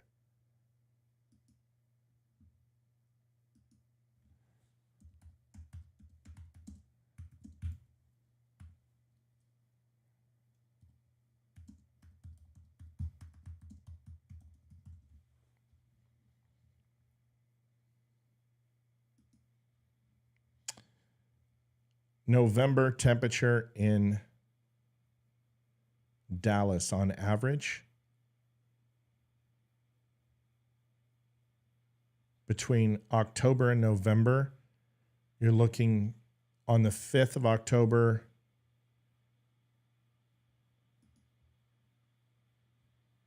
about 70 to 60 degrees on average.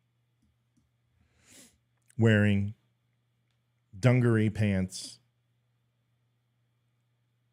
baby blue or light denim long sleeve shirt, and a wool black military style reinforced elbow and shoulder sweater.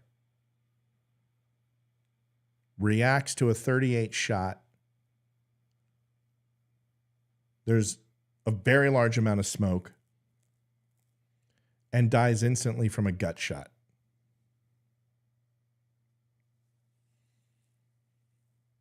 Take a look at the Lee Harvey Oswald photo, him with the Carcano rifle, along with the, I think it's the Dallas Herald or the Dallas Star, I don't know, newspaper. You look at the shadows of it. There's too many things inside this assassination to be conspiracy. You have to ask the question. And out of all those things that I just said, I told you in the beginning of this, ask the question that makes you go, this isn't true. They lied somewhere. And you can talk about the magic bullet. You can talk about the coffins, how the body of Kennedy wasn't in the coffin when it came off. And when they unloaded it into D.C., in Andrews. You can talk about the doctors. You can talk about the brain missing. You can talk about the Zapruder film, the evidence they didn't expect. You can talk about all of those things. The only question you need to ask yourself when it comes to the John F. Kennedy assassination that disproves any theory that you've been told is there incontrovertible evidence that Lee Harvey Oswald did the shooting, and there is no doubt. And the answer is no.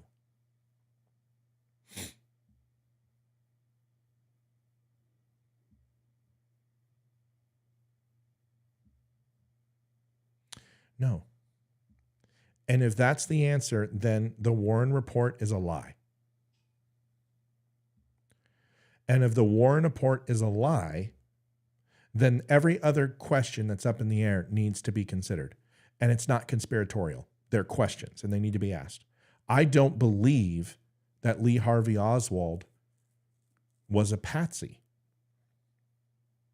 I believe Lee Harvey Oswald was CIA. 100% recruited and was an asset and was a field agent for the CIA. Because everything leads me to believe that. Because I look at his training and I look at what he knew. And it absolutely, with no equivocation, speaks intelligence training.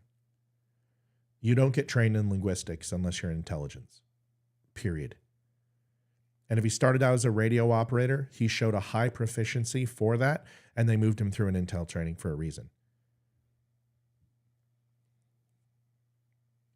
And the fact that he went to Russia, worked with the KGB, worked with the Politburo, was funded by them, and then comes back to the United States and isn't thrown in jail in Leavenworth immediately at that point, you have to talk about State Department connections. So all the other stuff is bullshit. Just ask yourself the question, what was the conclusion of the Warren report? Since the Warren report is not accurate and there is no incontrovertible evidence without a reasonable doubt that Lee Harvey Oswald only acted alone from where they said how they did it. You can talk about the ejection port of American Carcano and where the actual casings were found. You can talk about so many different things. You can talk about people, witnesses in the Texas Book Depository not saying they heard gunshots from that location, where they found Lee Harvey Oswald, the timeline from when he would have to do the shooting to get down to the break area, out of the break area, from going all the way down to the movie theater, the 3.2 some odd miles that it was, the pace that he would have had to run, the way he shot Tippit, supposedly, with no eyewitnesses. All the eyewitnesses didn't see his face. The reaction into the movie theater for not purchasing a ticket. The description of Oswald wasn't out at that point. 50 police officers showed up to that movie theater. It's just, there's too many things to ask. And this is how conspiracy works. So stop asking the questions and focus on the one lie you know. Is the Warren report 100% without a doubt accurate? And the answer is no. And if it isn't, then you immediately have to stop and say there was a lie that was told. That's it. That's it. So if we want to talk about Israel and Maxwell working for Mossad, there is a very big difference. See, what I don't like, and if Carrie's still watching, and she watches my show regularly, and she gets an earful from me because I don't appreciate people saying things that aren't 100% accurate. When you say somebody is Mossad and somebody works with Mossad, there's a very big difference. And it's important because what you're doing is you're laying the blame at Israel's door. And I think there's enough of that shit right now that we don't need to be blaming Jews for everything in the world. Because that ties into this narrative that Jews are responsible for all the bad things that happened. They're blaming them for 9/11. They're blaming Jews for JFK now. They're blaming Jews for the banking collapse. They're blaming Jews for the New World Order. They're blaming Jews for the current legal system. They're blaming them for Hollywood. Listen, if you guys just want to keep blaming Jews, that's fine. That's fine. But you might want to throw some evidence in with that.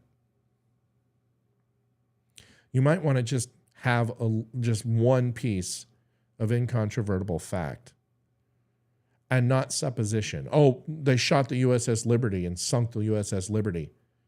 What did you want the United States to do? You want them to bomb Israel over that? Do you think it's the first time that a U.S. vessel has been misidentified and sunk? Because you obviously haven't done any research on Russia. You haven't done any research on the Japanese. Hell, you can go back to the days of muskets and the ironclad from the Union and look at some of the naval vessels that were accidentally sunk. Friendly fire or friendly fuck, pardon the expression, happens.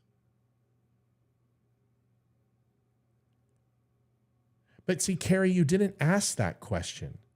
See, Carrie, I told you we were going to do this. Here it is. Carrie, this is why I get frustrated with you. And you know what? I don't like going after my viewers. It's counterproductive for me to do that, you know? Because people aren't going to want to stay on if I go after you. But I got to hold people accountable.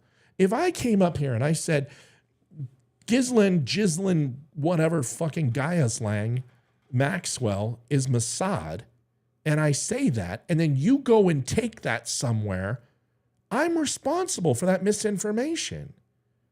I told you were going to do that, Carrie. You're going to come back like, well, that's not what I meant. You've got to be careful with what you say. And I care about you. I really do. I've said this 100 times. I like you as a person, and I think it's awesome that you challenge me.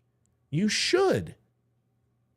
Not everything I say is perfect. Not everything I say is right. I've got a pretty good frickin' track record, but sometimes I have an opinion that deserves to be challenged.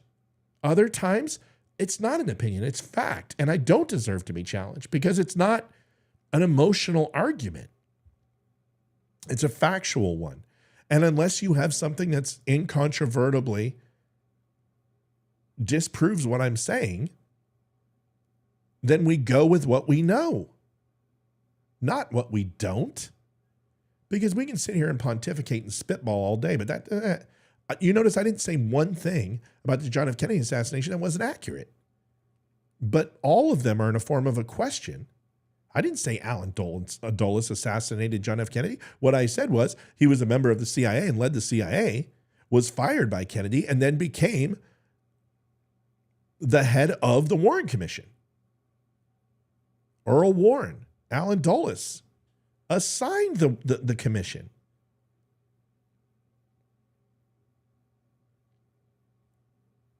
That would be like John Podesta in charge of the Trump investigations.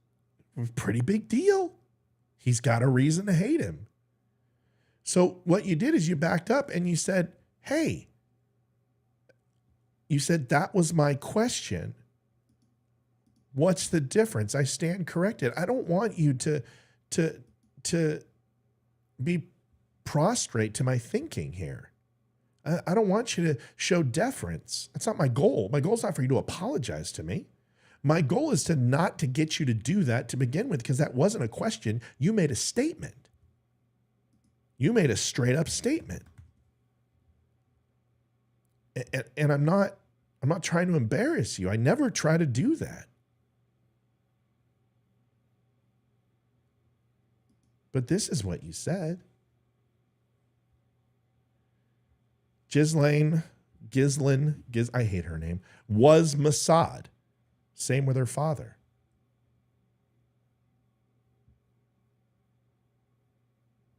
And then you said, I'll send you supported info of this.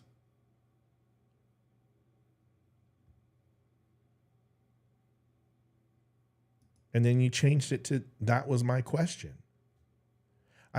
A lot of people make fun of me, but I always bring receipts.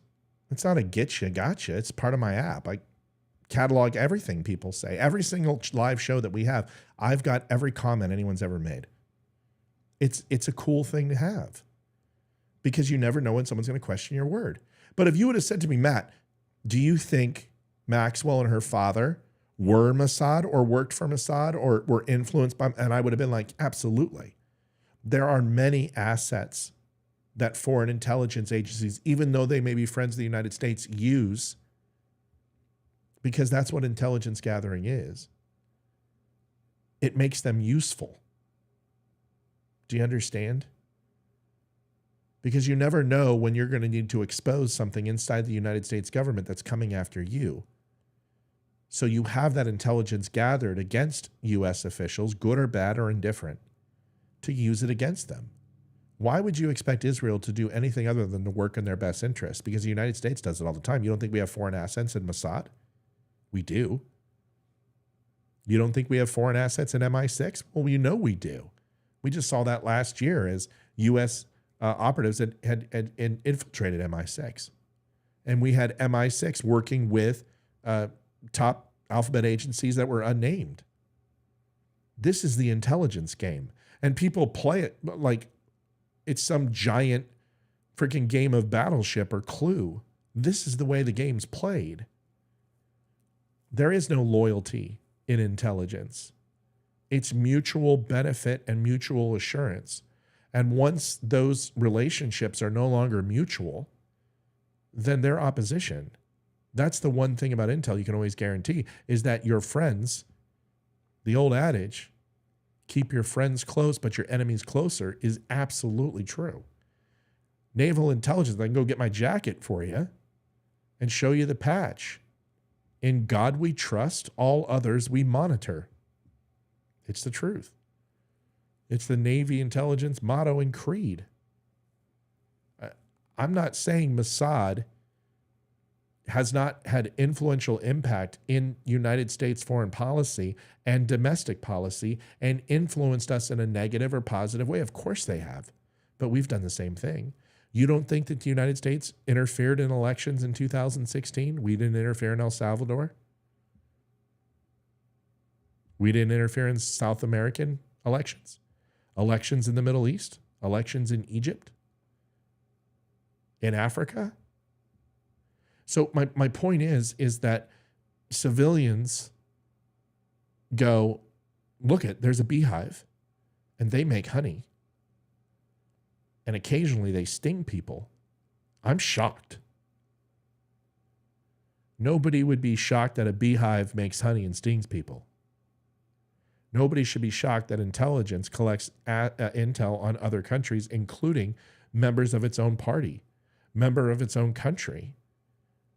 You think the FBI doesn't domestically spy on its citizens? Of course they do.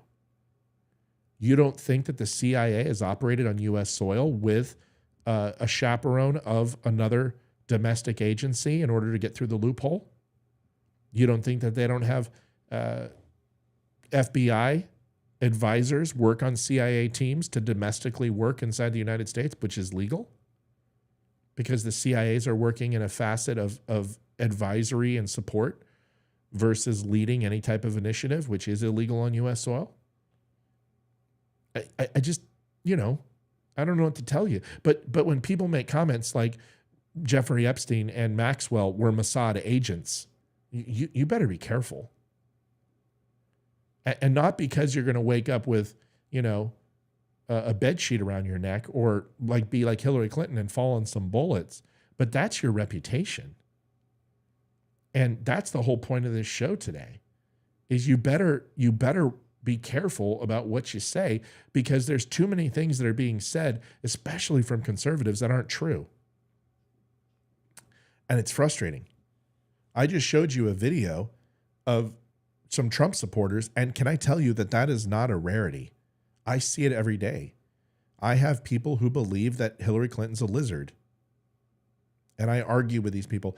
I had somebody today go, Donald Trump was working for the FBI, and he went on those flights, on Epstein's flights, to bring a person back from Epstein Island and save them. You people he was on The fucking Apprentice. He was on a TV show. You're the same people that use artificial intelligence to make Donald Trump in Patton gear and in the robes of Jesus Christ. You people are fucking weird. You're sick. He's a man. He's not a god. He's not a deity. He didn't even go he wasn't even in the military. He's got more than Biden. He at least went to a military academy, where he gets his respect for the military, but he didn't serve. He was a rich kid's son, just like Biden. Give me a break. Putting Donald Trump in Spartan gear, in artificial intelligence, in George Patton costumes, and putting him in an astronaut outfit. What? You're fucking weird. It's like he's your personal Barbie doll or something. What are you guys doing? Vote for him. Don't idolize him. Go read the Bible. I get that thrown at me more than anything. You cuss too much. It's against Bible. What does the Bible say about false idols? Donald Trump's the only one that can save us. We're in deep trouble. If Donald Trump is the only person who can save America, then we're in deep trouble.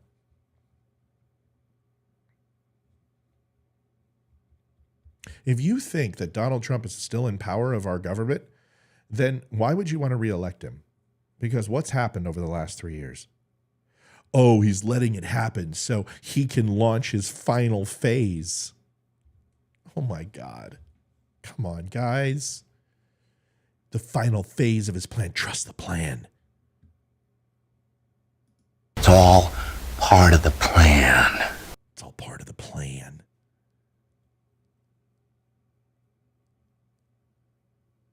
Just stop it. Donald Trump is not all-seeing, all-knowing. He's not a prophet. He's not a god. He's not even particularly good at what he does. He's a man that implemented a lot of conservative policies and a lot of government overreach and a lot of spending. I liked what he did. But I don't like this thing that all of a sudden we have to tear down anyone and everything. Kayleigh McEnany, she's the devil now? I thought she was really cool.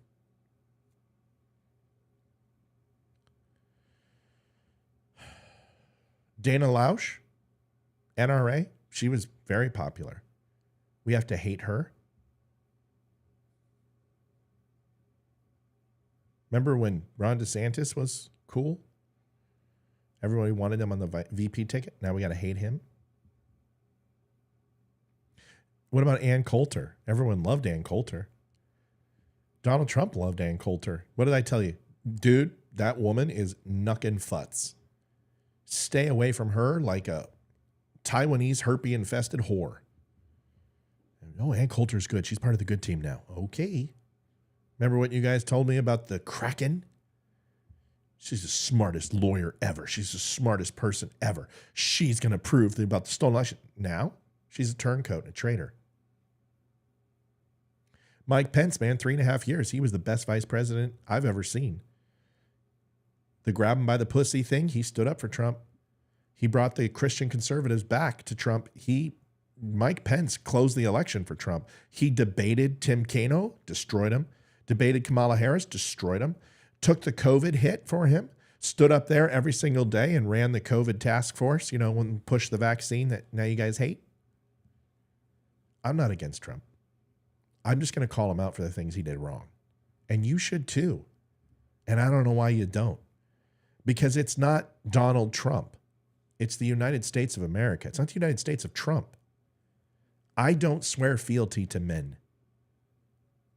And everyone has always told, hey, Matt, why don't you go work for his campaign? Trump would never have me because I won't swear fealty. I look at him and say, you're just a man.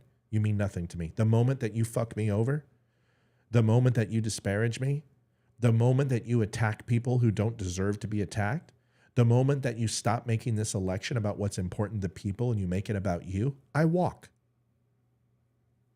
I wouldn't even make it through the fucking front door. That man would kick me into the curb in 2 seconds because I'm not going to play ball for him. I'm not going to play ball for any of them.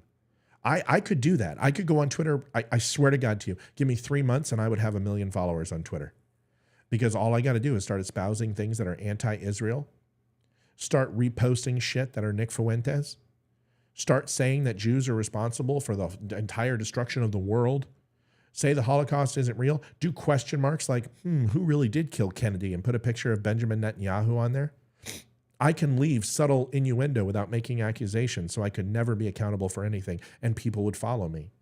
Because drama sells. Because the truth isn't sexy. The truth is usually boring. It's sexy to think that Lee Harvey Oswald didn't act alone. It's sexy to think that Oswald and 7 other guys, and they all flew into the dead of night back to Cuba, and the mafia helped them with the Ku Klux Klan standing in the wings. And give me a break. It's sexy. 9/11 was an inside job, and it was all thermite, and it was det cord, and it was a controlled demolition, and the Jews did it, not Saudi Arabia. Oh, no, it wasn't Saudi Arabia. It was Afghanistan. Oh, no, it wasn't this guy. It was this guy. It was the United States government. It was Halliburton in order to make money to fund their private war. Give me a break. You guys the moon landing's fake. Thank you so much, Amy. Yeah, the moon landing's fake. We've only been back 6 times, but, it's fake. Countless missions orbiting the moon, practicing the process with the lunar module, but it's all fake. Okay.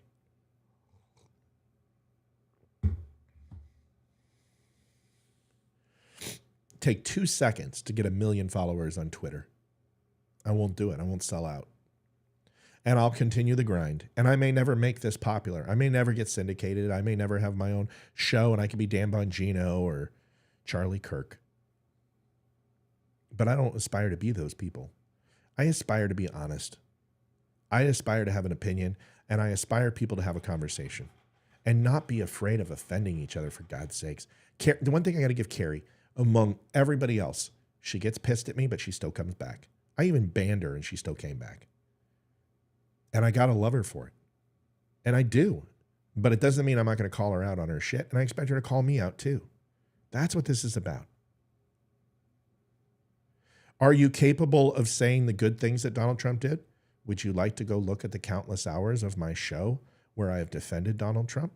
Because I can tell you over the last 3 years, there's about 120 hours of me defending Donald Trump. He had this country running great. But today's not the day that I espouse how great Trump is, because I've done that show. And the thing is that I'm not going to sit here and tell you that Trump did nothing wrong. And that's the topic. Is everyone who isn't Trump is evil and a child sex trafficker or a Soros plant? Have we noticed this? Dan Crenshaw was so popular in Texas, nationally. The one-eyed Willie of politics. Now he's a traitor. Why? Well, because he said something stupid. And he said red flag laws, and he shouldn't have, and he was emotional. He's emotional. I'd be emotional. I'd been to the Cielo Vista Mall 100 times. I ran a store in that area in El Paso. I was in Littleton next to Columbine. We lived in Colorado for the Aurora shooting, the Batman shooting. It's all personal to me.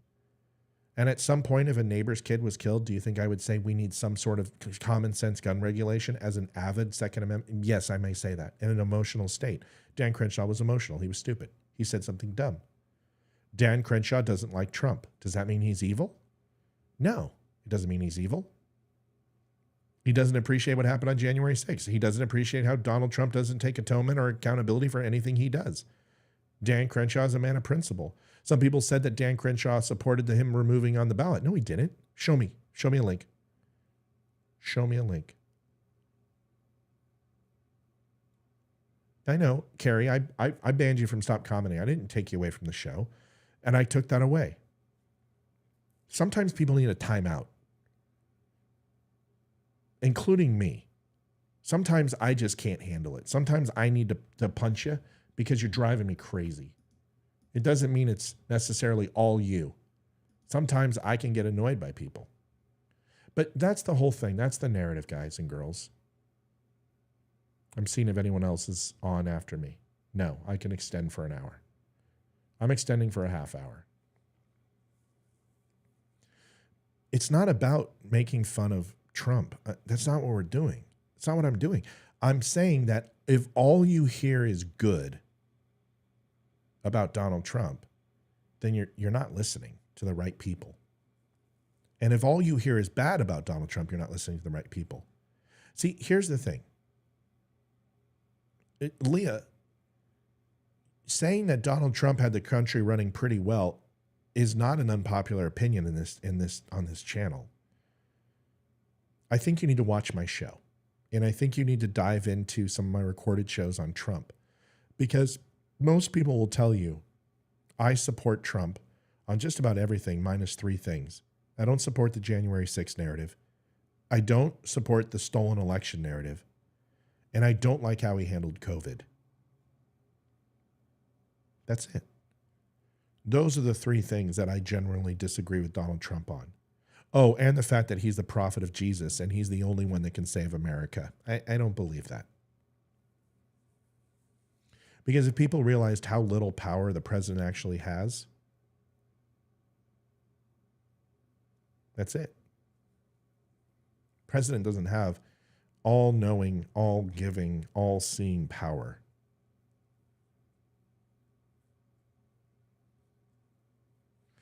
And Glenn, Carrie's not getting chewed. I'm calling Carrie out for saying something that is dangerous, especially in a time where Jews are being blamed for everything. We have a responsibility for our voice. We have a responsibility for our words, and we should be very careful with what we say. I'm sorry. If anyone who thinks that that's not free speech, I disagree. I disagree. I think we have a responsibility to make sure that our words are accurate and true. And it's very important for people to differentiate between opinion and fact. I love absolutely when somebody like Leah says, that's just my opinion. That's awesome. You guys have never heard me take after anyone who says opinion, I don't think. I could be wrong. Who would I like to see as president? It's not a person.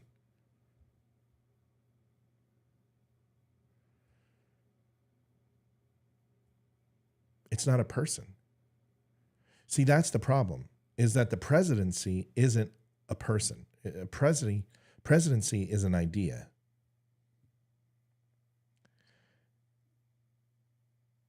And it's personified, but it's an idea. I want to see a president that represents the people, not a political party. The worst thing I ever hear is when people say the president of the United States is the leader of the Democratic Party. No, he's not. He's not even the leader of the people, to be honest with you. He is the leader of the states, and his responsibility is to the governors to execute the laws from a federal level or support in state level rights. That is the president's job. It is to ensure that the American people are protected from all enemies, foreign and domestic, to secure our border, to execute the laws that are legislated and processed through the House, through the Senate, and land on his desk, and to appropriate the funding for those laws, and to spend the money, and to execute and enforce those aforementioned laws. That's his job. Or her job. I won't be sexist.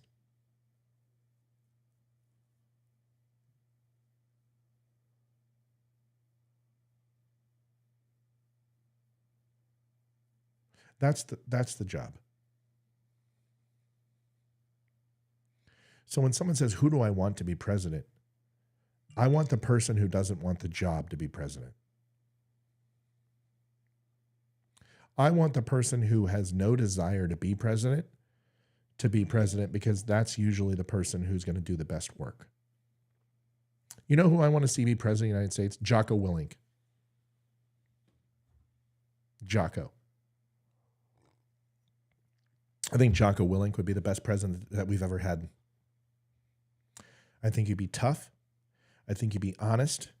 I think he would be fair, that he would expose people's weaknesses without making them feel like idiots. I think he would ask a series of questions that would be poignant and honest. And I think he's humble enough to know that he doesn't know everything. Jocko Willink would make an exceptional president of the United States of America. And if you don't know who Jocko Willink is, that's why he would make one of the best presidents we've ever had.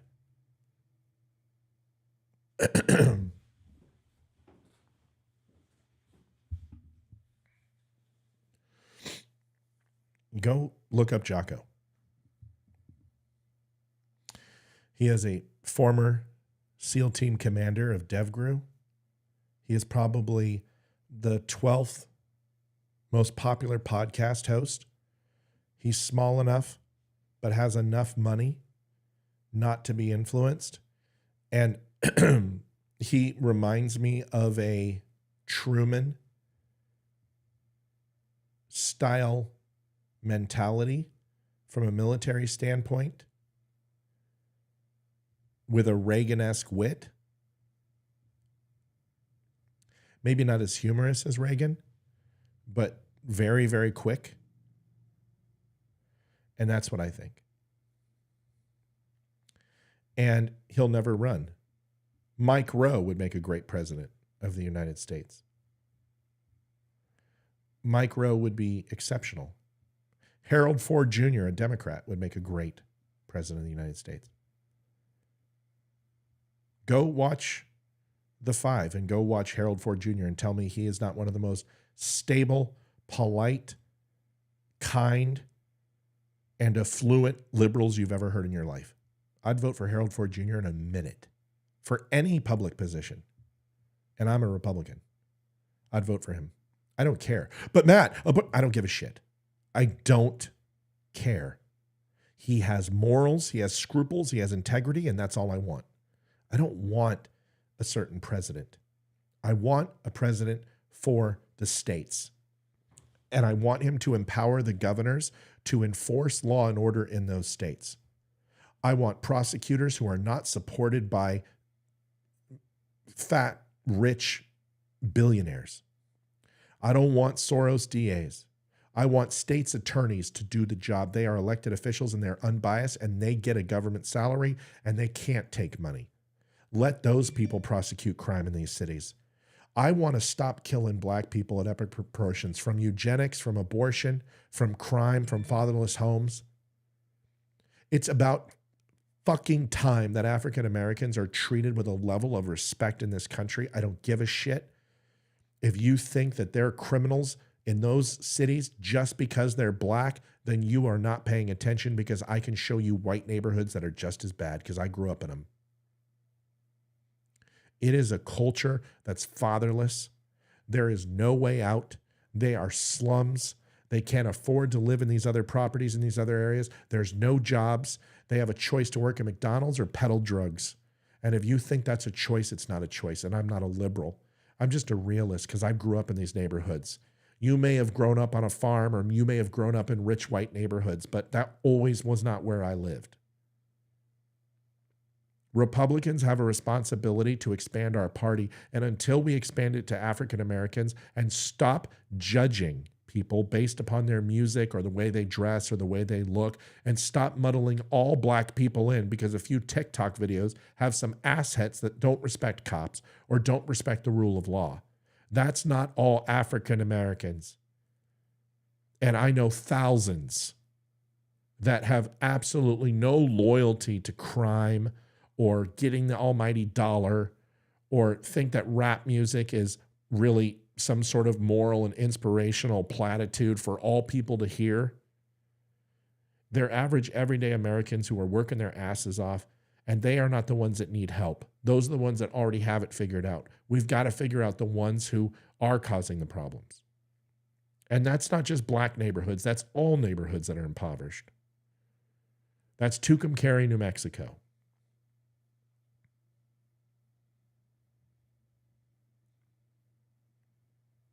I don't want a president for popularity. We've tried that. It doesn't work. I want a president who is going to tell us what they're going to do, and I want him to do it. Donald Trump was the closest thing we've seen to that.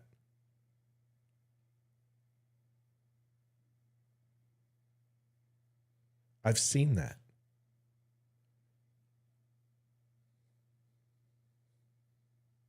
You've seen that. Donald Trump was the closest thing to a president who fulfilled his promises, and he didn't do everything he said he was going to do. You want to know who else fulfilled their promises? Joe fucking Biden.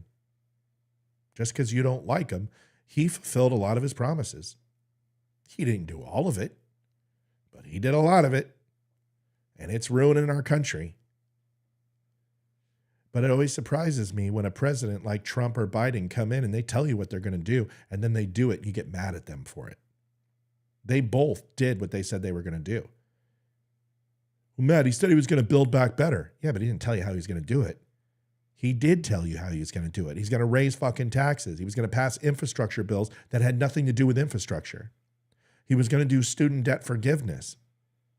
He was going to go ahead and try to solve tuition for kids. He told you he was going to sign executive orders that put Obama's policies back into place and eliminate Donald Trump's. He told you he was going to try to go ahead and join the Iran nuclear deal, the Paris Climate Accord. He told you that he was going to have an apology tour to the entire world.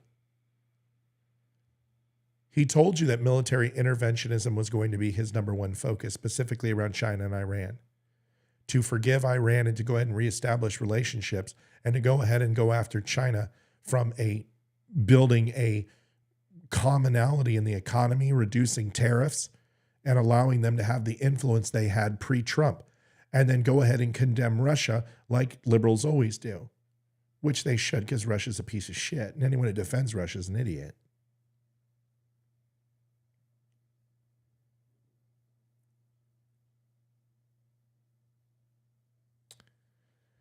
You want to hear from a real punk rocker? I'm going to go bring it back to the Sex Pistols. One of the best quotes you can hear from a punk rocker.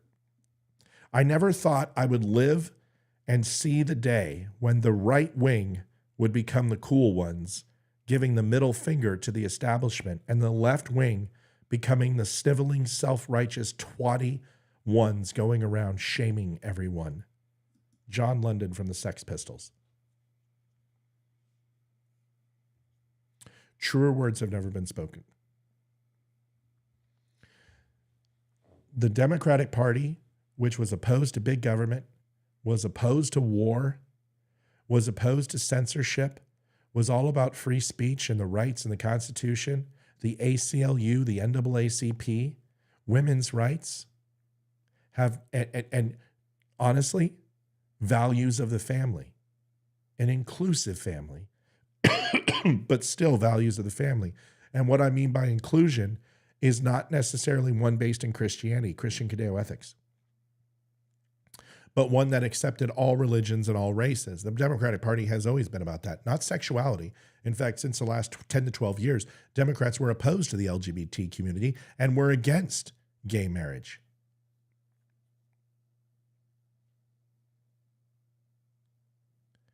But that party is dead. And now you've got conservatives that are about family values, the family unit, that are about inclusivity for all, whether it be Christians, Muslims, Jews, whatever, where the Democrat Party seems to be picking one type of people, which are Muslims, and are against Jews and Christians more often than not. You have Republicans fighting for free speech, but the major tech companies shutting it down. Parents not having the rights in schools, saying that our children can't smoke and drink, they can't have guns. Why can they have pornography when we won't let them read a Hustler, but you'll watch two gay guys blowing each other in a cartoon-infested story that is pornographic and not suitable for my child to read? Why is that called banning when I'm simply selecting what my child can consume, and that these schools have to get permission from the parents? And if not, then collectively as a group, it's not allowed. You can buy it on Amazon. You can go buy it at a bookstore. You can show your kid all day long, but the moment that your son or daughter brings that into school, individually impacts the rights of my family, and you're not allowed to do that. Why is it that Republicans are questioning war? And it's not that we're pro-Russia, because I'm not, and there are certainly a bunch of Republican alt-right who are, and they're a bunch of ass clowns. But I'm not going to sit here and just because I don't like Russia, all of a sudden I've got to support Ukraine. I don't support Ukraine. I don't support Russia. I don't care about either of them. I truly don't. And as far as Israel, and as far as when it comes to Hamas, we're talking about a very different situation. You're talking terrorism where there are no rules of ROE and civilians are being killed. That's just as bad as a virus. That's just as bad as a gang. And that is something that needs to be eradicated. The way Hamas has infested over the last 17 years into Palestine is you can't differentiate between the two. And the Palestinian people have embraced that. So you can sit here and pretend that they're all victims. Palestinians, to a man, 91% of them support the eradication of Israel. Sorry. You're not going to sit here and tell me that they're the victims. I'm not saying Israel's perfect, but there's a very big difference. And here's the thing. I don't want the U.S. involved there either.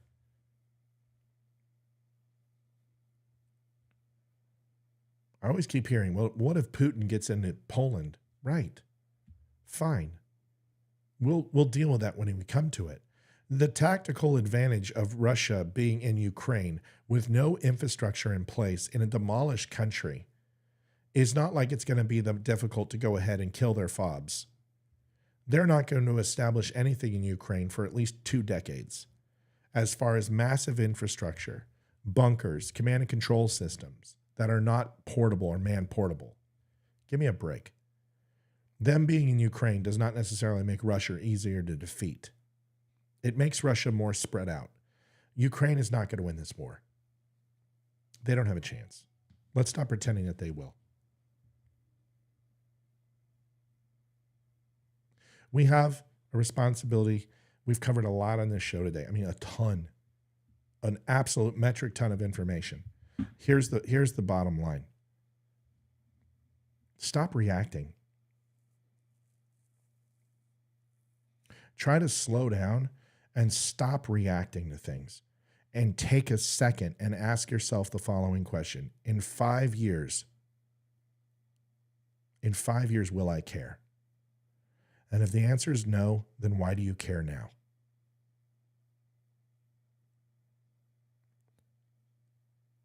In 5 years, if you're not going to care, why do you care now? We need to take everything in, but we don't need to necessarily disseminate and espouse it back out into the ether. As conservatives, I got to tell you, Amy is probably one of the most consistent people that I've seen. She really takes to what we try to preach on this show, which is to try to be not down the middle, but listen to both sides and try to present a case that makes sense. And that's the one thing that Amy does very well. If you haven't seen her interactions on Facebook, watch them. She's very good at trying to reach out to people in a way that help them understand their hypocrisy. Ask yourself the question, do you really care about Green Day? Then why are you wasting your airtime on it? Someone go, well, Matt, you had a show about it. I had a show about it to call how stupid it is. I'll still tap my foot when Holiday comes on. I'll still tap my foot when I play it on Rock Band because I like Green Day. I don't have to like their politics. Just like I can listen to Taylor Swift and tap my foot, but it doesn't mean I have to like her. There is a time where we've switched party mentalities, but there's one thing that we haven't changed, is that we are just as easily offended as the left. We've got to find a way to fix it. We've got to find a way to fix it. Anyway, folks, I appreciate you. Thanks for watching. We're not live tonight. We'll have a recorded show for you probably tomorrow. I'm going to give the voice a rest, give myself one more day. We should have some news articles up. If you haven't had a chance, go over to thedumbshow.com, pick yourself up a shirt, a hat, t-shirt, something to that effect. I would love to have you do that and also subscribe. We will see you tomorrow night. We'll be live, Olivia and myself, and I will have a recorded show for you Wednesday morning/afternoon. Thanks for watching the Don't Unfriend Me show. God bless. Take care of each other. And remember, don't take it personal. We can agree, we can disagree, just don't unfriend me. But remember, it doesn't say anything about you. So I still reserve the right to defriend you. Good night, everybody. Adjusting transmitter output. This is the Don't Unfriend Me show with your hosts, Matt, Leroy, Amy, Olivia, and Mike. Geopolitics, military analysis, and election coverage. Coming. And it may affect your grandkids in 5 years, but you have to ask yourself the question, will it really affect your grandkids? And if it is something you care about, great. But Green Day isn't one of them. I think you know what I'm saying. Thanks. You live on the Spreely.tv network and all major social media channels at The Dumb Show. Honest, direct, unfiltered. Monday, Wednesday, and Friday at 8 p.m. Eastern. We can agree, we can disagree. Just don't unfriend me.